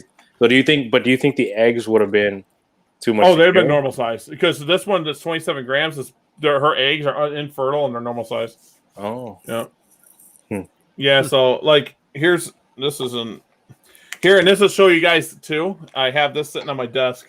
This animal was incubated male. This egg on 4/23 it was laid, so it should have hatched around 5/16, and now it's 7. I just leave this here for proof. This egg has nothing in it, and it doesn't mold over. That they last a long time. I just threw out some infertiles today. I knew they were infertile, but like they were from March, and I just kind of left them. I'm like, I know nothing's gonna magically pop out, but let's just see how long they last. Yeah, that's when I was gonna feed to the monitor, but it didn't happen. So, but these eggs here, these are. I can show the size difference, can I? This is a leopard gecko egg, and then this is a leopard gecko egg right here, and then this is the cave gecko. Cave gecko, yep. Oh wow! So cave gecko is really smaller. You should see the size of a. Hey guys, I'm juggling. Egg. I'm juggling an egg. It's a leopard gecko egg. Pictures are small. Play a hacky sack with it, like it says in the Ron Tremper book. Yeah, I'm telling you, yeah. People, I love the people going like, I got to be careful. I got to mark the top of it, guys. You can roll them across the floor. They're not going to have them. Well, I was watching a guy was doing it, and he dropped the whole tray. He had a whole tray of them, dropped them on the ground. They just bounced across the floor. He picked them up and put them away. Yeah, I have a system. I pull my rack out, and whatever egg is in there, I shut it, and I put it right in front of that's how I do it. And then I go back, and I have all my cups made because I do it in these cups. This is what they incubate in. This is all they are. And then I set them up, and I pull them. And I do square ones, too. See, I got square ones and round ones. Maybe And where do you pick those up at? Dollar Tree. You get 12 of them for $1. Oh, sweet. I use the whatever that is, 12-ounce, 16-ounce deli cups that you would pack a gecko in. Yep. Maybe that's too much room. Well, I do it with these because I was worried about they incubate longer. The cave geckos do, so I was worried about moisture. Leopard geckos, I think you don't even need to put medium in. People that lose leopard geckos, like all of them, because of their medium or the substrate, I have no clue what they're doing.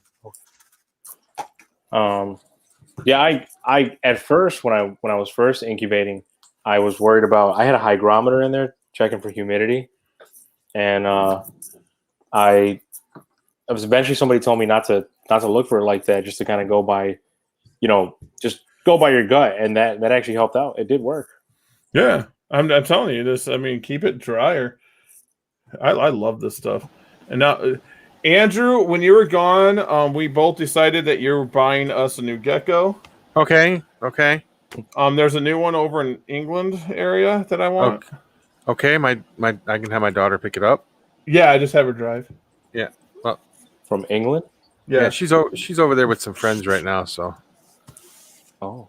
Yeah, this drive. What is it now? How much was it? About 10 grand. Okay, not a problem. I'm all excited. I just found a box of these on my alcohol wipes. Oh. Oh, that's awesome. I didn't know there was something there.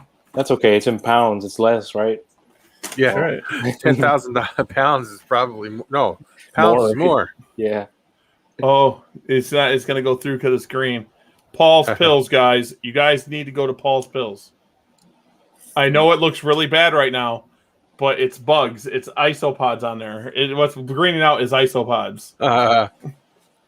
I'd like to do some bioactive. It sounds cool. All the cool kids are doing it.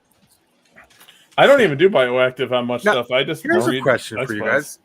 Now, do you think if you did a bioactive enclosure and left and the gecko laid eggs in there, do you think the isopods would eat the eggs before you just left them? Yeah, they would tear it up. Yeah, if they got to the eggs, for sure they would.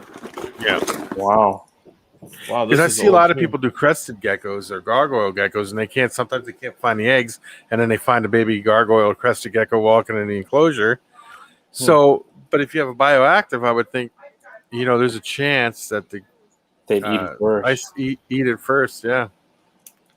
Yeah, I guess that. But yeah, because it seems that, from my understanding, I haven't really delved into it yet, but it seems like they just they'll eat anything. like whatever. Somewhat. Dairy cows will eat your hand if you don't move it. Oh, now man. you see Adam here. He just said he dropped a tray of eggs, I guess.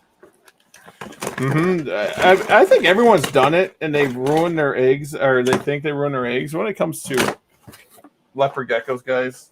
I dropped an egg, and I was depressed. I was like, oh my god. I'm like, it's over with. It fell. I was checking it, and again, I was being real careful. I was like, put that one back, grab the other one, candle it really quick, and whoop. And I was like, no.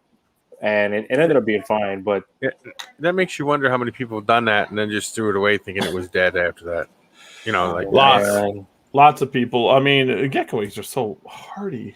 I had them deflate, and I'm like, oh, I spray water directly on them.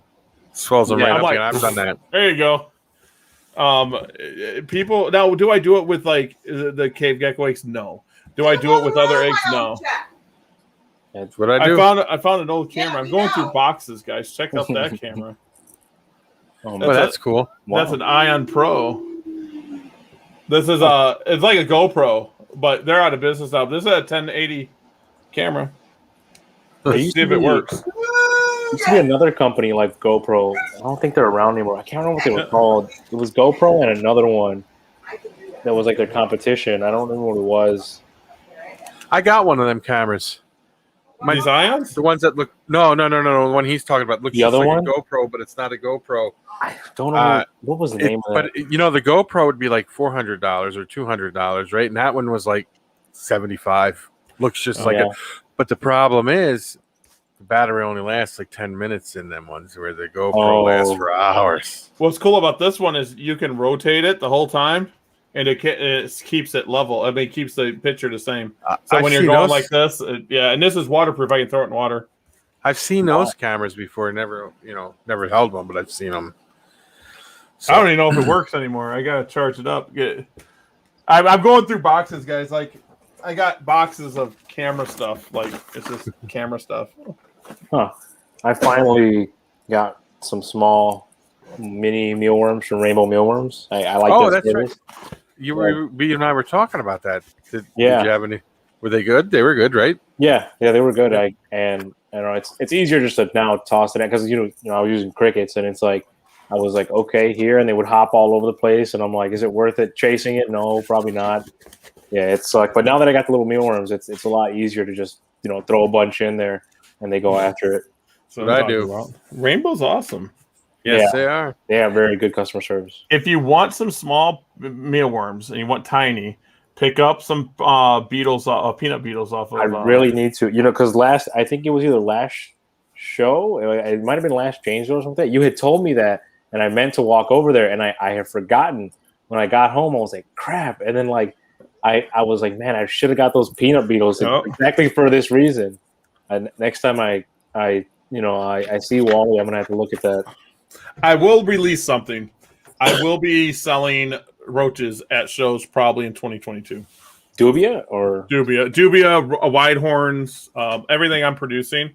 I won't compete with Paul, but because I don't want to. But the dubias I'll be putting up for sure. I'll probably do like 1,000 lots, 500 lots, 250 lots, 100 lots. I don't care because I produce tons. Cool. I'm up in it. I'm going to dedicate half the room on the other side of this wall just to dubia roaches. Oh, wow. Yeah. I have some cooking, but they're going along slowly. I didn't really start with a big. And I'm just going to have Andrew pay for that gecko. I'm just going to ship it with yours. Yeah.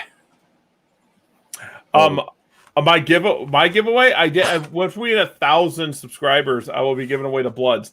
I got to think of something. What do you guys want to do for a giveaway for right now? I don't know. I don't want to give away like $1,000 to $1,500 worth of geckos. No, just yet. The bloods. Leo's going to see the bloods at Jamesville. I'll be bringing some bloods. Some insane, like, oh my Lord, insane. Now that I see it, I can't wait. I'm looking at that female I got from you. She's pretty big. She's pretty filled out. I'm like, if she ovulates, then hopefully I can have her produce something. She's gonna throw some cool stuff right away because she's generations deep. Because I'm gonna combine her with that really bright male I got from you. And that's what I'm talking about. and she's had Eclipse and Tremper already.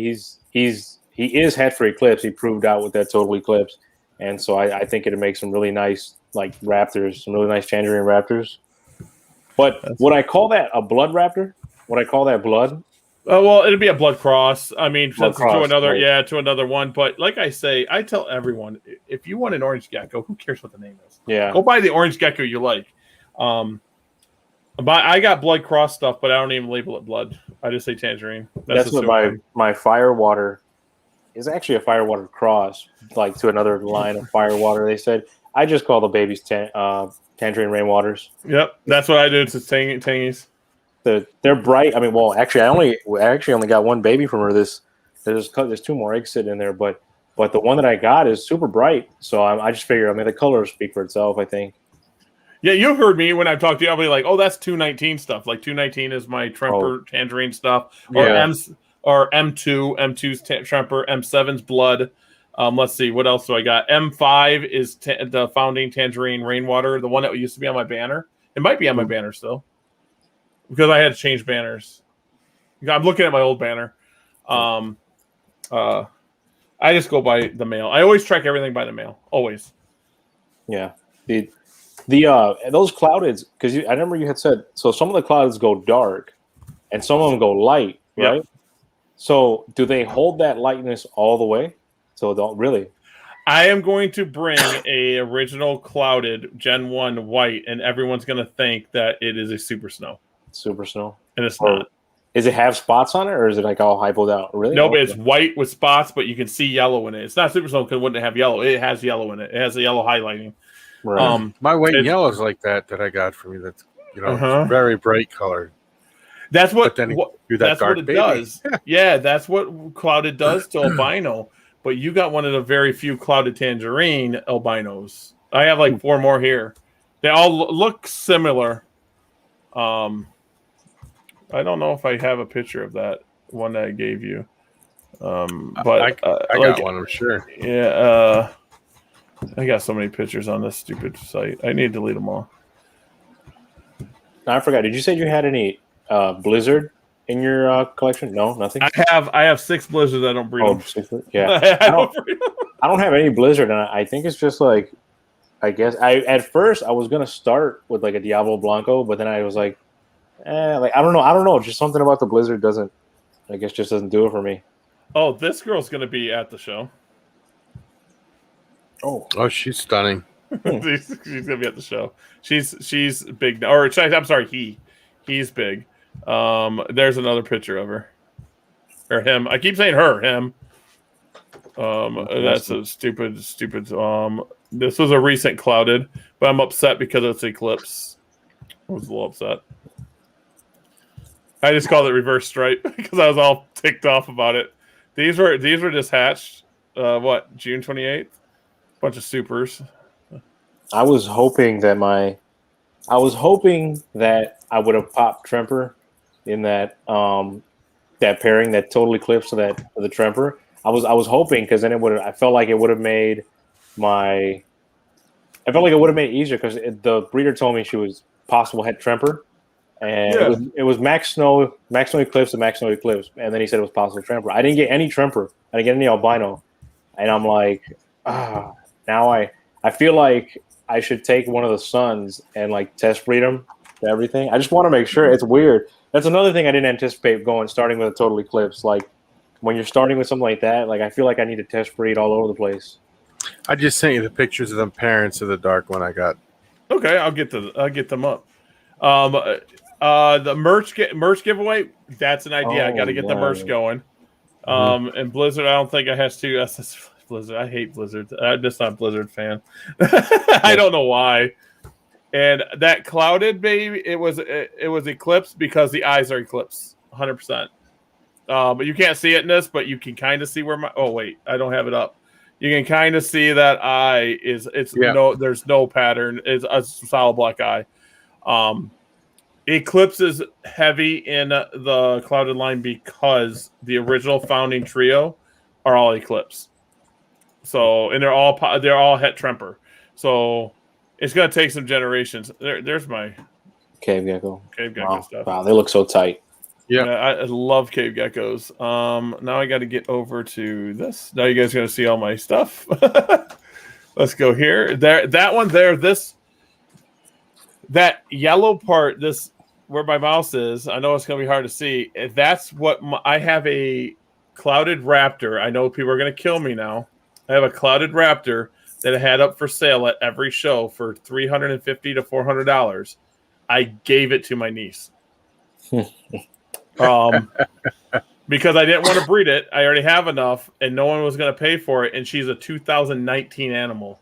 So I just said, oh, no one's going to breed it. We're going to go. But it almost looks like that with all that color. It was a cool animal. Let's see what else we got here. And that's a clouded. That's a light clouded. It has clouded in it. So it produces dark geckos. Yeah, and that baby that it produced is pretty dark. Yeah, he was definitely dark, and he's been holding it then. Yep, yeah, well, he's holding his head and his tail are holding pretty good. The body got a little bit lighter now, but the tail and the head are black. There's a clouded. Dark. That's a clouded. That's clouded. Yeah. Let's see. I don't know if I have any other adult cloudeds on here. I have some stuff. Yeah, when I showed up that one time and you were like, "Check this out," and that was a 4th gen, right? Yep, and that was a 4th gen. I'm like, hello Ed, hello Theo. What? I was like, dude, this is crazy. I was like, but it wasn't black. It was definitely a little. It was definitely a little lighter. But it was dark. I mean, it was pretty dark, and it was solid. It was the whole, it was. I couldn't believe it. I was like, this is just solid. And then you said that there's 5th gen and it's darker than that. I was like, I can't even imagine. The 5th gen, I haven't put anything up yet. I got 2 animals that are like, wow. But they're eclipsed. I'm really upset. But Miles kind of made me feel better about it. He goes, they're really dark gecko with black eyes. I'm like, good point. Yeah. But here's a question for you then, Gary. Now you see that dark boy I got, right? If I were to get a dark girl like her that's clouded, would they be darker? Would the babies be much darker? I've noticed the dark tail ones produce darker babies, and they tend to be darker. I always went off the tail. That's one of my secrets, and the white line underneath the eye. I bred because I kept everything back for so long, and I was breeding everything. I'm like, well, that made crap, and I would sell them off as non-clouded too. I would sell them as just regular stuff, and but that white line underneath the eye, and then the tail being black and the head being still solid, he's going to produce darker animals. How much darker? Who knows? But he's going to produce darker than him. And if you produce a female for him, then it's just going to be darker yet. And that's all it is you got to find them, the animals that are going to produce the dark stuff. And then my light stuff produce light stuff. And it's just a bunch of, let's see what we can mingle. Yeah. That's all it is. Yeah. Yeah, I can't wait to start working with Bell next year. I had gotten a snow radar from me last year, and then this year I got some Bell females. So finally, I might have a gem radar at the show. A gem radar? Oh, I don't know. It's a male. I don't like it. I don't like the look. I don't like the look of this one. I want to keep the other one because it's more boldish. This animal, I don't know what I'm going to sell for because no one has gem Bell stuff. Nobody. You go on Morph Market, no one has them. And I don't want to ruin the market already on them. I don't know. But I don't like him. I was like, man, you're ugly. That's all I said. I'm like, man, you're ugly.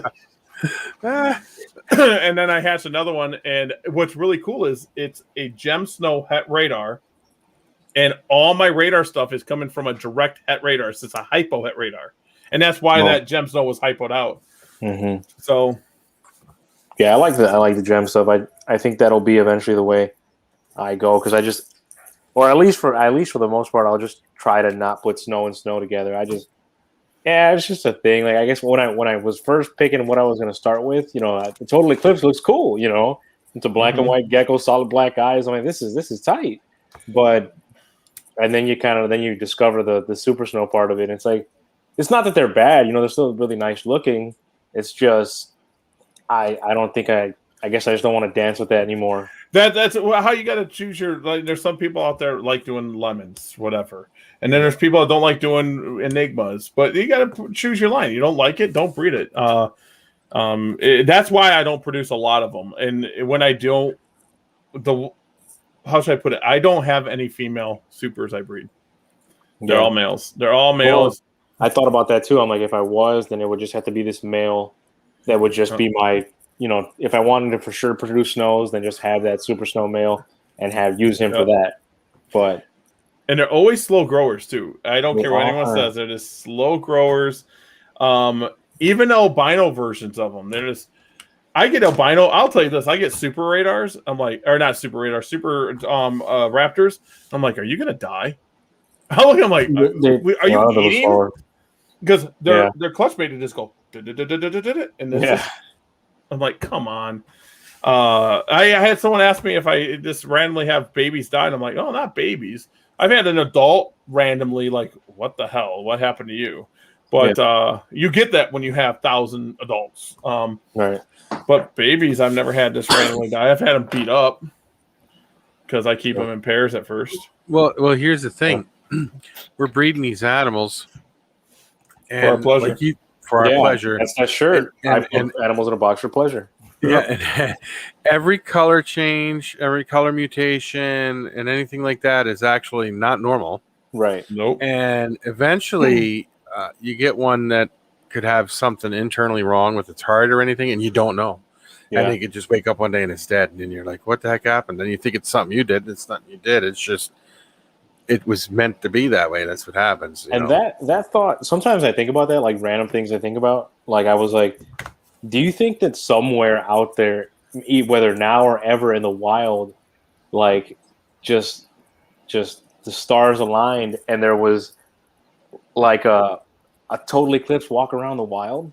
Like imagine that. Like, I mean, I know it wouldn't have lasted long, but like I wonder if they like. Sometimes I wonder if any of these morphs, because obviously we're pulling them out, and we didn't create them.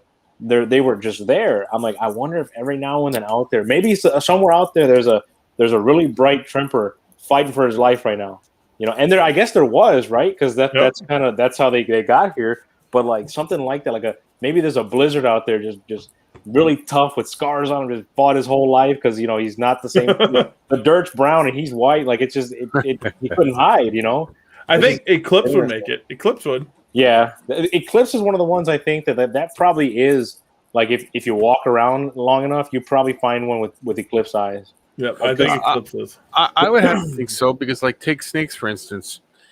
They went out and caught albinos that were adults. Yeah. That's where they didn't find baby ones. They found adult ones. There's a place down in Georgia that has a whole section of albino water moccasins, but nobody tells you where it's at, but they film them. Oh wow. Yeah. See, and I think about that too sometimes, like even with the lemon frost. Do you think at one point there was one out there that was okay? Well, no, it's a pigment though, but yeah. Well, lemon frost was produced in Gourmet Rodents racks. Mm-hmm. It was randomly because they do basically what's in the wild, but they just do it by the 100,000s. Yeah, it literally Gourmet Rodent just breeds geckos to breed geckos to send to the pet stores of PetSmart and Petco, and whatever other accounts they have. And it popped out there, and but since it's a dominant trait, right? Yeah, dominant trait. Yep. Was there just some that weren't, like, they were low expression, and then finally there was one that was high expression? Because because like if it's a recessive, then you wouldn't see it until eventually it just lined up. But with dominance, I feel like you would have seen it eventually. Yeah. I don't know. Everything comes from the wild. Everything does morph out. You see on the ringnecks. Yep. They're finding more and more of them. I see them all the time now. The people are out in the wild finding them. Wow. But like my buddy in a couple towns over found a tiger salamander that was an adult tiger salamander, and it was albino. It was an adult. He moved his trash can. It was underneath it, but it was all beat up. Wow. Like, I don't know if like other animals are trying to eat it or something, but it was alive, and he gave it. He gave it to the zoo. I said, He should have gave it to me. We could have done something more with it. But he could've- gave it to the zoo. and They put started it on that display. line. You know, you could have started the first albino tiger salamander line. Yeah. Wow. That would have been kind of cool. Yeah, I think about, or sometimes because when I was reading through the book, the Morph book, I look at, like, I guess what they had produced as far as the lemon frost, and I was like, it's kind of wild, like I guess, like, what would have been if, like, in an alternate universe where that wasn't such a problem, you know, such a huge problem, but like where would that have gone? You know, how much white and yellow would have been put in there? How much, Yeah. you know, everything. It's just an interesting thing to look at, like, in an alternate universe that could have became something, you know? Yeah. Here's one thing that pops in my head. Now, like, this guy found this albino salamander over here, right? Now, it was an adult. Now, how many of its offspring are running around that are het for albino? Yeah. Which means you'll start seeing more and more of that out in the wild, don't you think? Because eventually they'll run into each other. Wouldn't you think so? Yeah. Well, and so because every now and then you'll see white deer, I think. Yep, you see white deer, you see pied deer, you see melanistic deer all the time. And then down in Kansas, they found a bull snake that was scaleless. It was a baby. Oh, wow. It was dead on the side of the road, but it was scaleless. Now, I said they would never, the people who found it didn't tell anybody where they found it because they were scared that every reptile person would just go down there through that whole area and take every bull snake they've seen, thinking there's possible hets here. Yeah. Yeah. That is. And Mr. McCrawling said here the black squirrel. There's a place in California that has all albino squirrels. So it happens in the wild, I guess. I think all lemon frosts are hideous. You know what, though? and you know what, though? But there's some truth to that, because while at the same time I'm looking at the morphs, looking at, like, you know, wow, that's different. At the same time, I'm like, but you know what? It's not that good looking, some of it. It's like, I mean, truth be told, at least in my opinion, I guess, it's just something that I wouldn't have, you know, been hankering for. It's not that good looking. Well, the thing about it is if you take the original white and yellow line, the original white and yellow adults are ugly. Right. And people, it's what we did with them. And, like, I'll give you another one. Cypher. Cypher alone is not that. Oh, at the beginning, but adults are not that. Oh my God! But adding them to stuff is what's doing it. Like the Bell Cipher is insane. Those are really nice. The eye is really cool. Yeah, he needs to give me a Bell Cipher or Bell Cipher for free, but he won't do it for research purposes. That's what I told him, just for research purposes. Yeah. Oh man, you know, I don't know. It's interesting. I think about that sometimes, like, you know, about the different morphs, and I guess how far we go in captivity, but I'm like, how far did they go in the wild? Because obviously they survived. I guess a couple of them had to survive, right? They had to survive, yeah. Because we have them now. They have them now. See, here's the thing: we're pushing the we push evolution a little further and faster than it probably would happen out in the wild. So when you do get this stuff, you know, when this stuff does come out in the wild, it's just not as that's not good. But eventually, it might take over, though. Right, because it hasn't had many generations to progress as much as here, you know, where, you know, like I said, they're ready to go in a year, so we keep producing, and we've gotten to where we are now. And that's, you know, like I think about, like, when I was a kid, you know, I remember being, you know, 2011, I was like 13, I had printed out a sheet that had the different leopard gecko morphs, and it had, like, there was like black pearl, there was leucistic, you know, Murphy's patternless. It said leucistic / patternless, and it had, you know, I was like, wow, this is amazing. This is cool. And it had the hatching photos. And, like, thinking back, and I'm like, they don't look like that anymore. Like, and even I have a Petco gecko that I got way back then. She's probably 11 years old. And it's a super hypotangerine, but, like, I feel I don't see that shade of orange come about anymore. It's interesting, you know, how as a whole, they've all kind of, like, there's a different look going about right now. Yep, very much so. Everything, it's different. It's a lot different than it was a few years ago. Yeah, which you know, like the hobby is moving, and I think it's pretty good. It's interesting because, like, definitely even practices, you know, the way care is looked at is completely different than, you know, 10 years ago. It's way different than 35 years ago when I first got in, man. You'd be surprised. It was like, what the heck happened here? But I think we're moving in the right direction on most of this stuff. I really do. Yeah, I think so. As long as everyone buys my geckos. No, please. I agree. The habitats and chemicals changing due to the encroachment is not far-fetched that a mutation could come and thrive. And you're right. You're right. Yeah. And yellow-bellied ball pythons and leopards are found in Africa, and even original spider gene. Yeah, when it's not color, it's a pattern mutation. I think it's okay. I think that you'll find it. Leopard geckos tend not to come out much, so I think they have a better shot. Yeah, because they're always same with ball pythons. They're in the ground and they just sit there. Potatoes, is that what they call them? Potatoes. Let's see. Yeah, I guess even the ball python is pretty cool. I see, like, I don't know too much about ball python morphs, because every time I see one, I can't keep track. I don't know. It's like they'll be like, "Oh yeah, this is a Mystic Potion GHI VPI red this," and like names like this long, and I'm like, "But how?" I'm like, "How do you know?" And like I'll see them like in forums and be like, "I think this is a granite this, and I was like, I can't follow. I can't. And then the allelic traits is a whole other thing. It's interesting. Like it interests me, but I'm like, I don't know if I can keep track. I don't know if I can keep track. Oh, the ball pythons, I can't do it. No, but corn snakes are the same way. You know, there's so many different color and pattern mutations now. It's just like, what the heck? Yeah, there's so many colors, and you know, like with the snake eyes, where they're just like, this could be this. Let's just throw it all together and just see what comes out. And the clutches are like those babies look nothing like the parents or like each other. Whereas, like, if you did that with leopard geckos, it would be like, oh my god, what just happened? Oh, I know.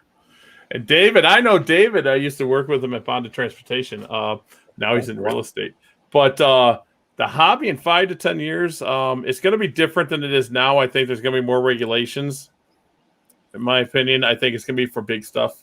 We're going to lose probably like the alligators and the Burmese pythons and the reticulated pythons.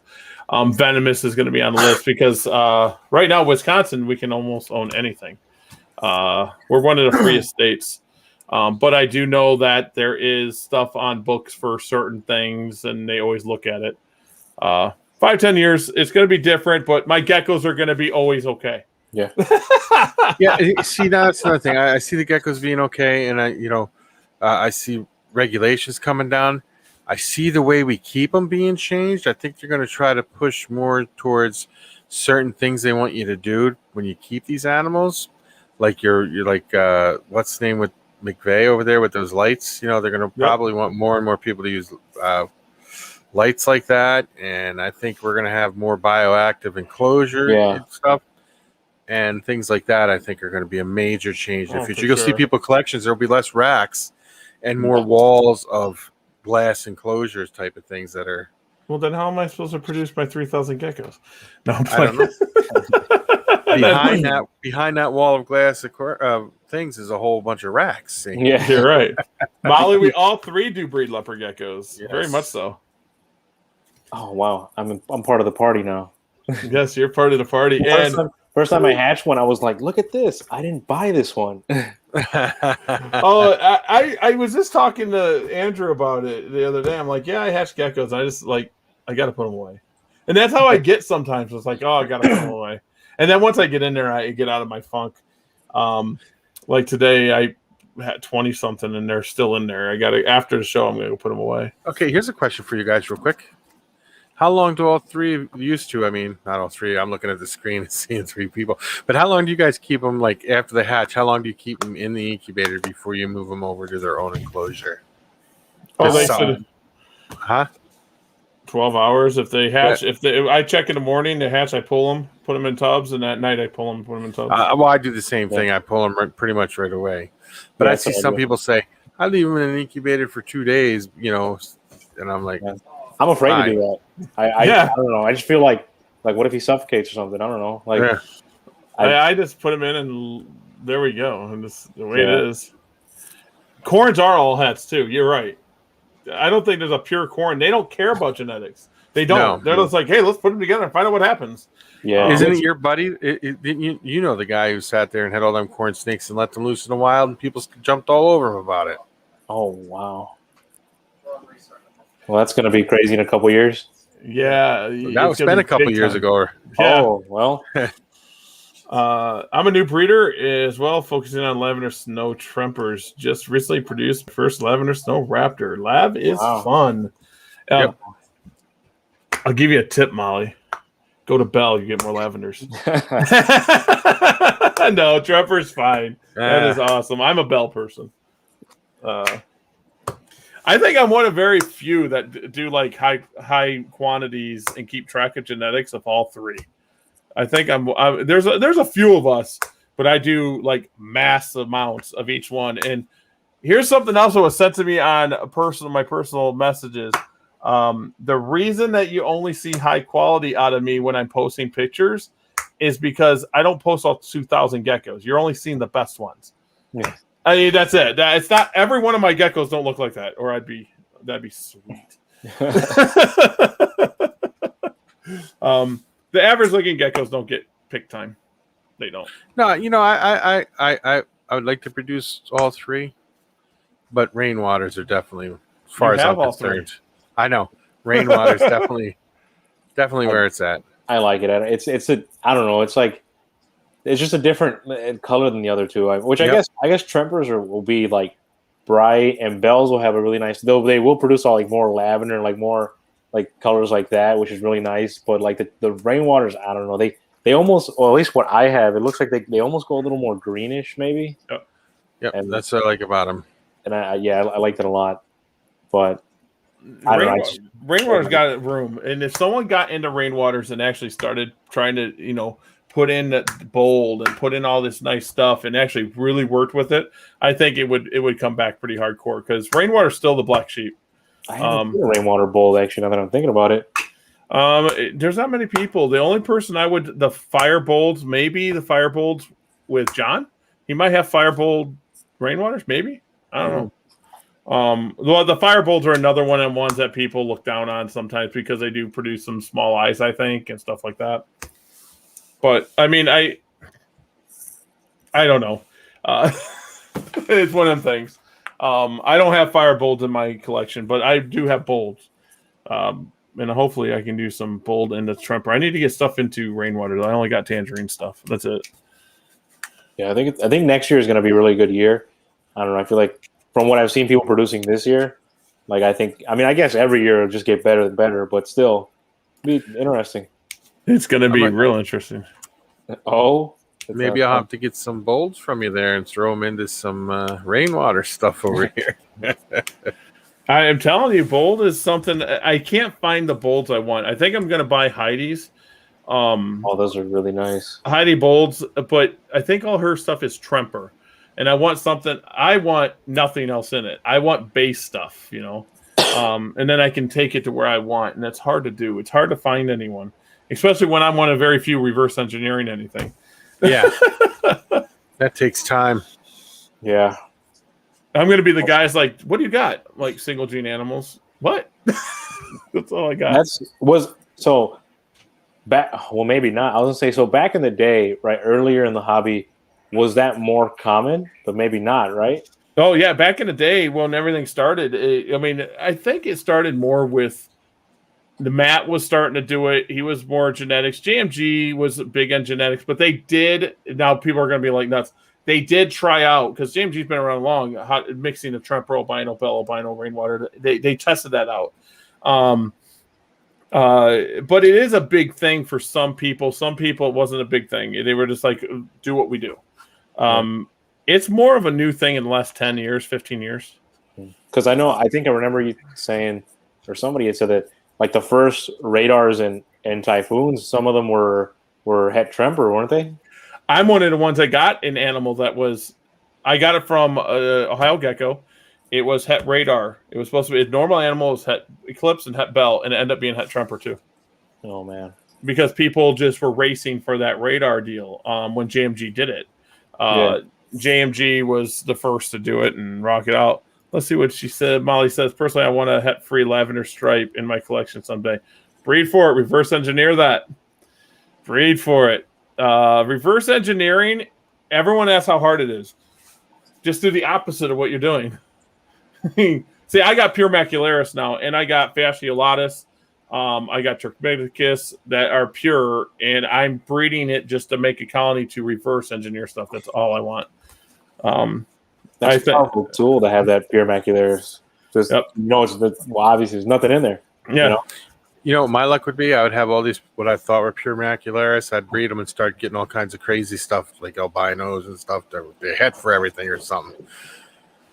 Yeah, I'd like to get one of those just pure macularis, or I'd like to get really another subspecies. Do you have any subspecies? Yeah, I got fascios. I got fascio. And I got Turkmenicus.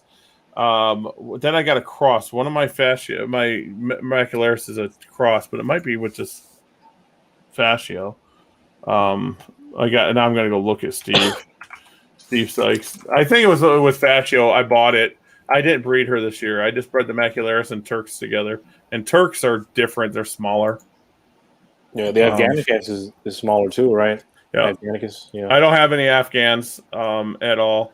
But I want to get that stuff. Explain reverse engineering. Reverse engineering is getting back to the normal. So let's say I got a radar. You got 2 genes. You can make as many genes you want.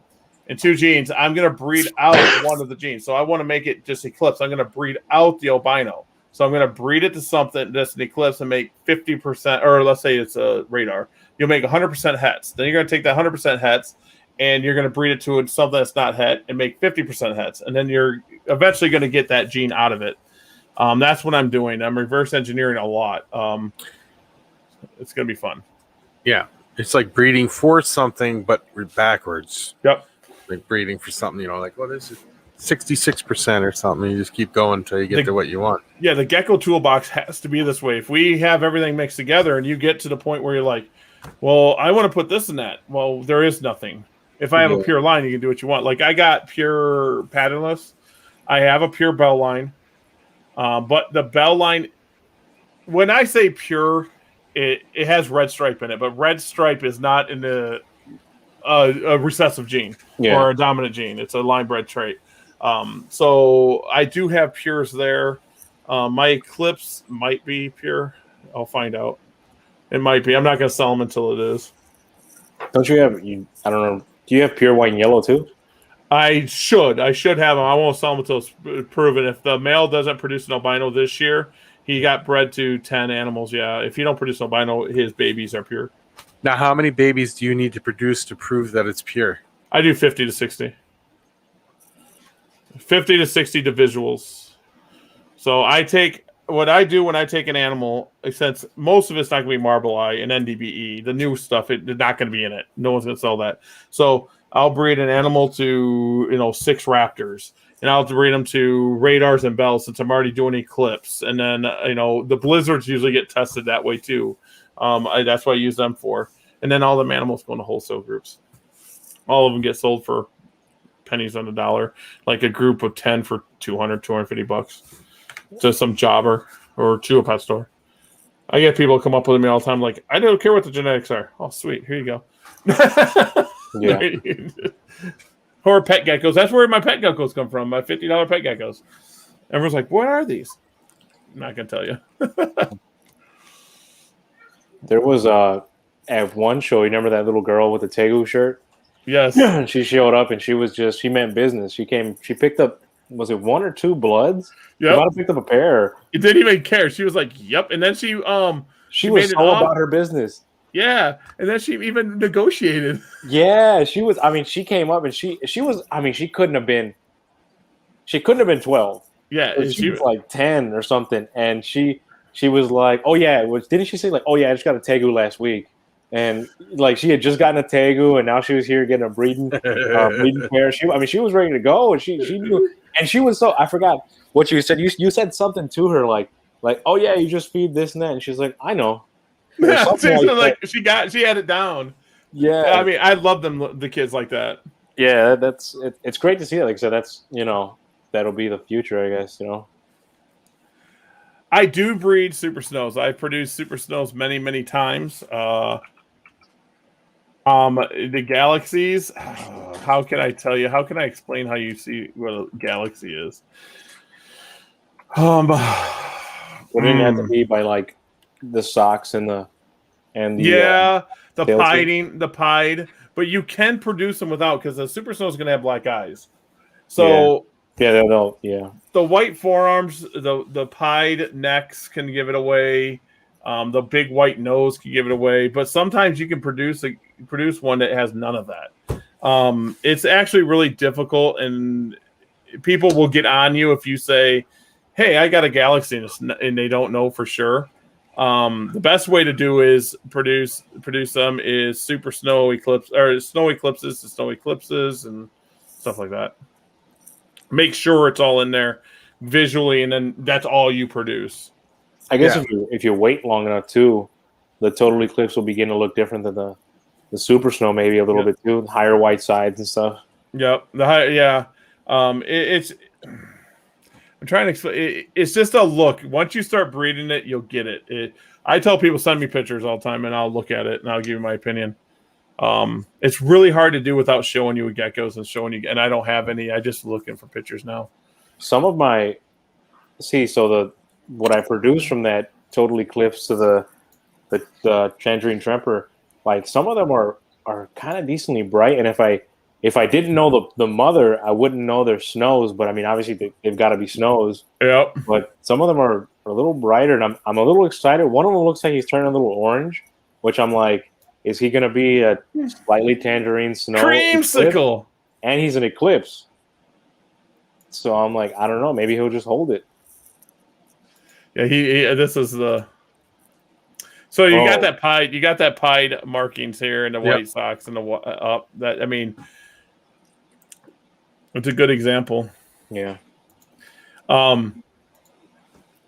When you breed and you start breeding, you start producing, you'll start noticing stuff, and you'll know your line. Like your line of super snow eclipses might look different than someone else's. You're like, I'm producing these. This is what it is. It is, and you'll know. Like clouded, I can look at a cloud and go, that's going to produce this because I've been breeding for 5 generations, and that's what I've been doing.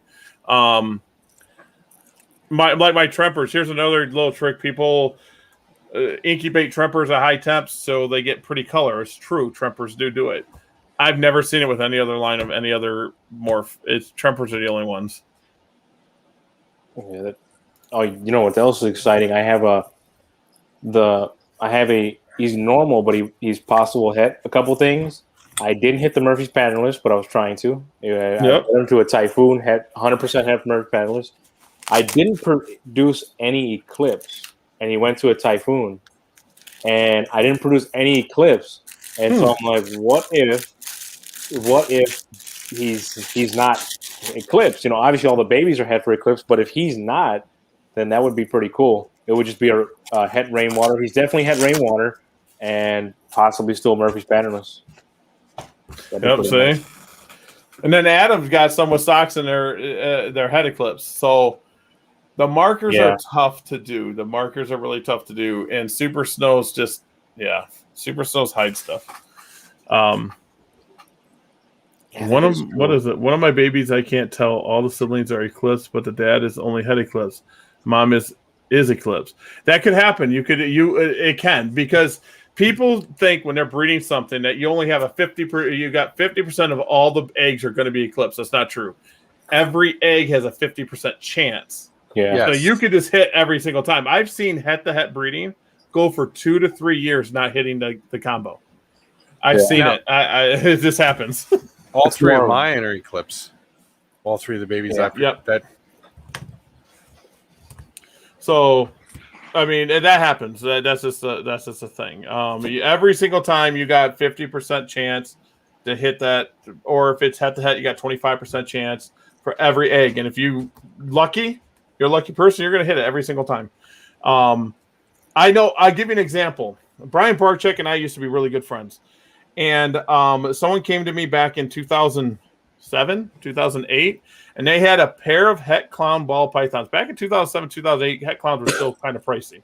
And they bred them for 3 seasons. They got no babies. And each year was like 6 to 8 eggs. and they got no clowns out of them. They were upset. And I said, dude, if Brian sold them as het clowns, they're het clowns because he's a friend of mine. I'm like, I'll talk to him. He bred them next year. All but one was a clown. Wow. It's just the way it was. It's just the way them lines hit. So I try to tell people, everyone in the hobby is good-hearted at some point. When they got into the hobby, they didn't get into this hobby saying, hey, I'm going to rip off some people. So I don't think Brian was trying to sell non-hets. If he sold them, he believed they were hets. And the guy was really upset, had a really bad thing about Brian, and then eventually, guess what? It proved out Brian was right, and I said, you should go tell Brian. He goes, no. I was like, what? I was like, oh, whatever. I was done. But yeah, head-to-head is something that's why I breed visual to het to give that, a little better odds. Yep, better odds. Yeah. That's something I learned too. This year I wanted to go, I guess, a little with the dice roll just to see. I was trying to see as many hatchling types as I could because that way I can try to get my hatchling ID knowledge a little bit up. Yes. Because, a lot of them will look completely different than they do when they're adults. Oh, you'll get tangerines that you're looking at like, them aren't tangy, and then they just turn tangerine when they're older. That started happening. Because the father of that basically normal, one of the father and mother, he has tangerines somewhere. He's not. He's super like highlighter yellow in between all the black and all that stuff.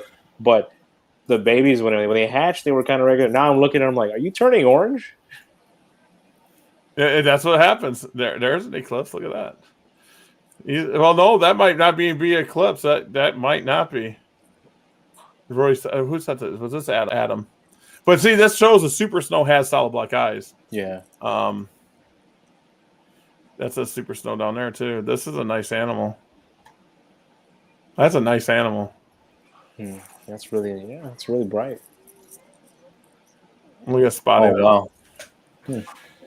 Yeah, when I go, guys, I need another gecko person at these shows because I go and look at geckos. That's why I want Evan there. Evan's here in Wisconsin now. Yes, we should try to keep decked out gecko. He better be at Sewerfest at least, or I'm going to kick his ass. We were just talking in chat the other day. And he was like, "Oh, I'm going to try." What did he say? He's going to try to be there. I'm like, "No." And then Miles was like, "I'm going to try to be there too." I'm like, "No, this is not happening. I need my gecko peeps." We need the fortune. It was cool that one time when it was you next to Miles and Evan. I think Wally on the other side, and maybe I don't remember. No, I don't know if Dylan was the same area, but it was like the Fortress of Geckos. Like in the middle, it was just like all the gecko people all together. It was just like the fortress. But yeah, there has to be more gecko people because it can't be just me standing in front of the table for 2 hours deciding what to buy. And I want all the gecko people because it was cool because I could say, if you buy this, go buy this and this. And to give an example, some guy was looking at a $500 gecko for me. It was like 3 shows ago or 3 Janesvilles ago. And they were looking at a bold off a friend of mine for $250. Dylan. Off Dylan. And I'm like, I think I remember this. I think it was and I'm like, the bold makes sense for you. This gecko you're buying off me don't make sense. It doesn't make sense. And they were like, I'm like, but it doesn't make sense what you're breeding. Buy the bold. And I talked him out of a $500 gecko of mine to buy a $250. And sometimes, sometimes it goes that way. Sometimes the most expensive gecko isn't what you're. It's not makes sense. Yeah, it might take you back. Like you might produce all normals with that, and you might actually produce some visuals with something a little cheaper. Just depends on what you need. I got to make sure people succeed. Oh, look at all these people! Wow, I'm getting message after message. I like it. Did you see what Molly put there about her the white nose tip and stuff like that? My babies, I can't tell. Oh, wait, let's see. Here we go. The baby in the question does have the white tips, but not on the white tip nose. The nose, see, that's what I'm saying. It's going to be tough. You might have to breed it. You might have to tell people since it's het to het or het to visual. You might, I guarantee it's het then. The white tip tail does not give it away. I have animals with white tails that are in eclipse. White super snows that are not eclipse. So it's really, really tough. Send me pictures. Go to Gary. Send me on here or just search me on YouTube, Orner Exotics. Right there. Just search that. You'll find me. Send me pictures on there. The last 2 I sent are from the Galaxy to Super Snow. No het female. So that's a Galaxy. That one is a Galaxy. That light one. Oh yeah. That light one's a Galaxy.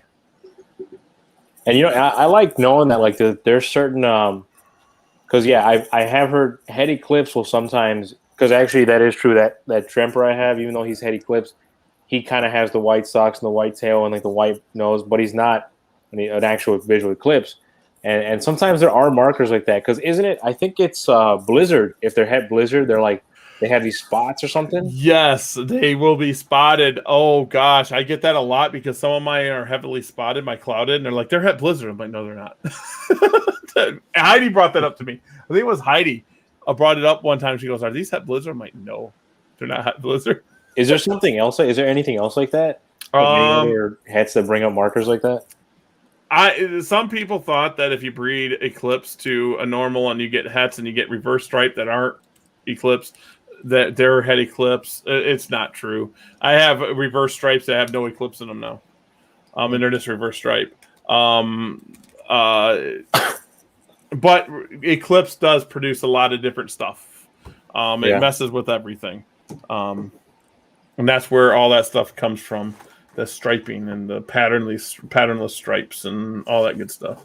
I'd like to really get into that BAE stuff. I don't know. I just think it's cool. The Marble Eye stuff is pretty interesting too, especially when you see it in person. But something about that BAE stuff kind of. Well, you're a rainwater guy, so you don't have to worry about it. Just get one. Just go up to. I saw him. I saw Julie. Yeah, Julie. What? Kevin's got him too. What did Julie have him at? Like 4 or 5? Or she have them at 1,000 still? No, they weren't 1,000. I don't think they were that. They could have been like anywhere from like 7 to 4, depending on what it was, whether it was het or not, and what else was in there. But I think they were right for the market. I think so far. But they were eye nice. traits are high. Well, Cypher's an eye trait. Cypher messing with the eyes too. And now that new snow might be out, so that's gonna be crazy. When I saw that, see, because that's kind of what brought me to that thing too about the lemon frost. Like, didn't they see it before? So if there was a snow in there, does that mean that snow could possibly be recessive? Yeah, we don't know yet. It popped out. We don't know. He's testing it now. Because if it had never shown itself, unless the Black Knight, all the darkness just kind of overlapped it. But I mean, on this one, it didn't. That's really interesting. Can't wait to see what comes from that. Yeah, I like it. That's what happens when you start breeding. Stuff just can pop out. That's how it happens. It just pops out. You're like, what's this? And people with geckos don't. I mean, the ones that look at the details are the ones that produce the cool stuff. Yeah, it's like Andrew and getting that cool clouded. Yeah, that thing is. I'm hoping to get another one. I was just looking at pictures of it now. The tail. I still get a kick out of that tail being so dark. That tail's a giveaway. Right when you said to me, I'm like, "Damn that tail." That's how I said it. I think, and that's kind of the fun of it. Like the dice roll or something like that. Just kind of seeing like really just like I like these two geckos. Let's see what happens. And just the first thing you said to me was, "Hey, that's a holdback." That's that, right? Holdback. Yeah, I was like, "Don't sell that one." I'm working. Oh, he's building you a new computer. Yeah, you want to buy this one? Oh man, what is? I don't even know what that could be. It is an Intel board. It supports LG A1151. So what is that? 7th gen? Is it 7th gen or is it? Is that something you're gonna build or something? No, I have boxes of motherboards, and this one here I got as open box. And it has the motherboard, but it don't have all the cords, but people don't care. And I was just making sure that the lockdown was right before I put it up for sale.